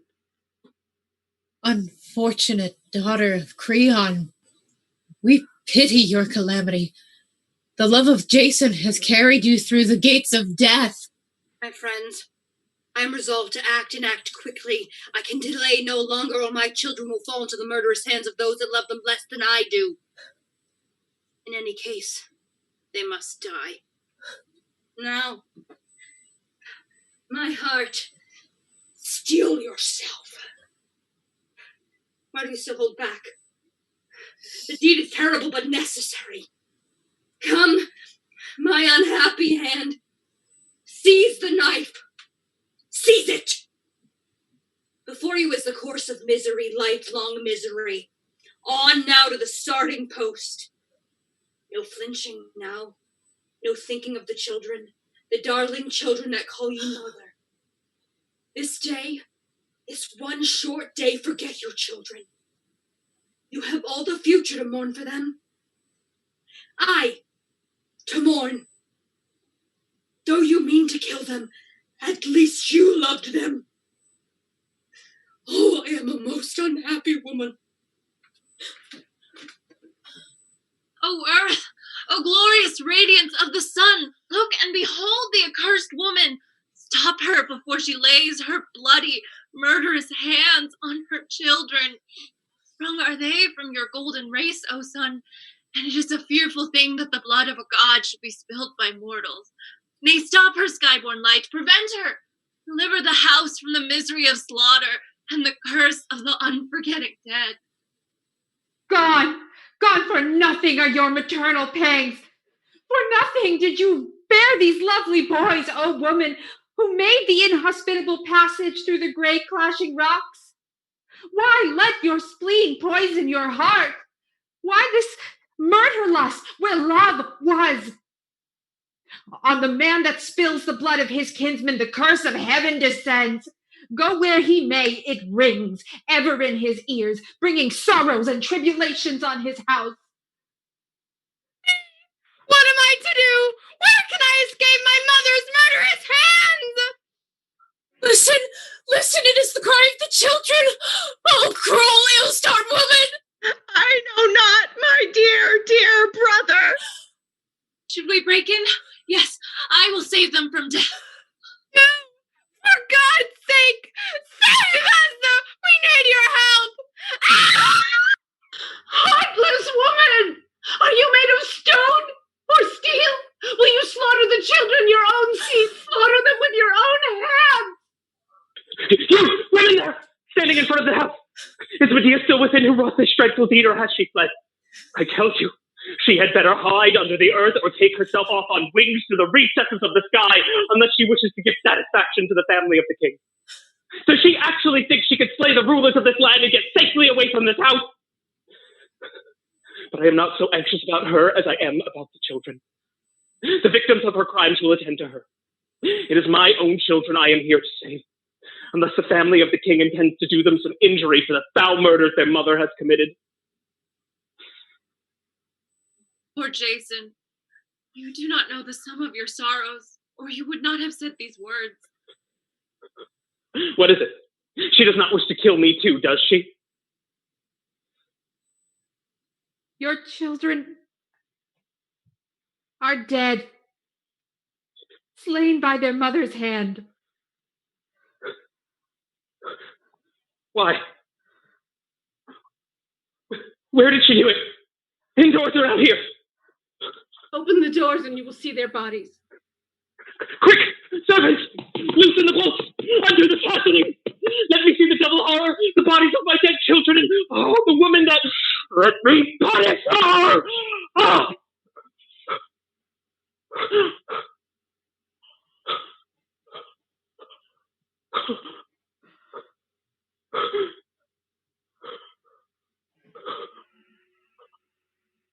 What's all this talk of battering and unbarring? Are you searching for the bodies and me who did the deed? Spare yourself the trouble. If you have anything to ask of me, speak if you will, but never shall you lay a hand on me. I have a magic chariot given me by the son, my father's father, to protect me against my enemies. You abominable thing! You most loathsomest of women, to the gods and to me and all mankind, you had the heart to take the sword to your children. You, their mother, leaving me childless. And still you behold the earth and the sky. You who have perpetrated this outrage. My curse is on you! At last, I have come to my senses. The senses I lost when I brought you from barbarian home and country to a home in Greece. An evil plague, treacherous alike to your father and the land that reared you. There is a fiend in you, whom the gods have launched against me. Already in your home you had slain your brother when you came aboard the Argo. That lovely ship. And then you married me. And bore me children, which you have now destroyed because I left your bed. No Greek woman would have ever done such a thing, yet I saw fit to marry you rather than any woman of Greece. A wife to hate me and destroy me? No, not a woman at all, but a tigress with a disposition more savage than Tuscan Scylla. Why all this? 10,000 reproaches could not sting you. Your impudence is too ingrained. The devil take you, shameful, abominable murderess of your own children. I must bemoan my fate. No joy shall I have in my new marriage. And I shall never see alive the children I begot and reared and loved. Oh. I might have made an elaborate rebuttal of the speech you've made, but Zeus the Father knows what you received at my hands and what you've done. You could not hope, nor your princess either, to scorn my love, make me a fool, and live happily ever after. Nor was Creon, the matchmaker, to drive me out of my country with impunity. Go ahead then, call me Tigress if you like, or Scylla that haunts the Tuscan coast. I don't mind now I've gotten properly under your skin. You too are suffering. You have some share of the sorrow. True, but it's worth the grief since you cannot scoff. Oh, children. What a wicked mother you've got. Oh, children, your father's sins have caused your death. Yet it was not my hands that slew them. No, it was your lust in your new marriage. Because your love was scorned, you actually thought it right to murder. Do you think a woman considers that a small injury? Good women do. But you are wholly vicious. The children here are dead. That will sting you. No! They live to bring foul curses upon your head! The gods know who began it all! They know indeed. They know the abominable wickedness of your heart. Hate me then. I despise your bitter words. Oh, and I yours. But it is easy for us to be quit of one another. How? Pray. Certainly I am willing. Allow me to bury these bodies and lament them. Certainly not. I shall bury them with my own hands, taking them to the sanctuary of Hera of the Cape, where no enemy may violate their tombs and do them insult. I myself shall go to Athens to live with Aegeus. Now you've seen the bitter fruits of your new marriage. May you be slain by the curse of your children, and justice that avenges murder! What god or power above will listen to you, breaker of oaths? Oh, abominable slayer of children! Get along to the palace and bury your wife. I go. The rest of my 2 sons. You have nothing yet to bemoan. Wait till you're old. But dear children. Yes. Dear to their mother, not you. I did you throw them? I did to hurt you! Oh, blood. I grieve. I long to kiss their dear mouths. Now you speak to them. Now you greet them. But in the past you spurned them. For heaven's sake, let me touch my children's soft skin. No! Gambled and lost. Oh, Zeus! Do you see how I am repelled? How I am wronged by this foul tigress that slew our own children!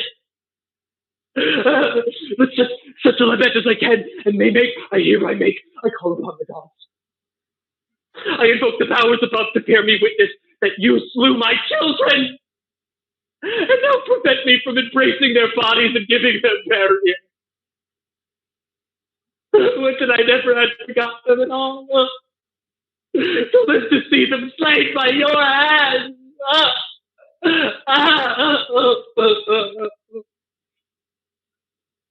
Zeus on Olympus hath a wide stewardship. Many things beyond expectation do the gods fulfill. That which was expected has been accomplished, and for that which was unexpected has God found a way. Such was the end of this story.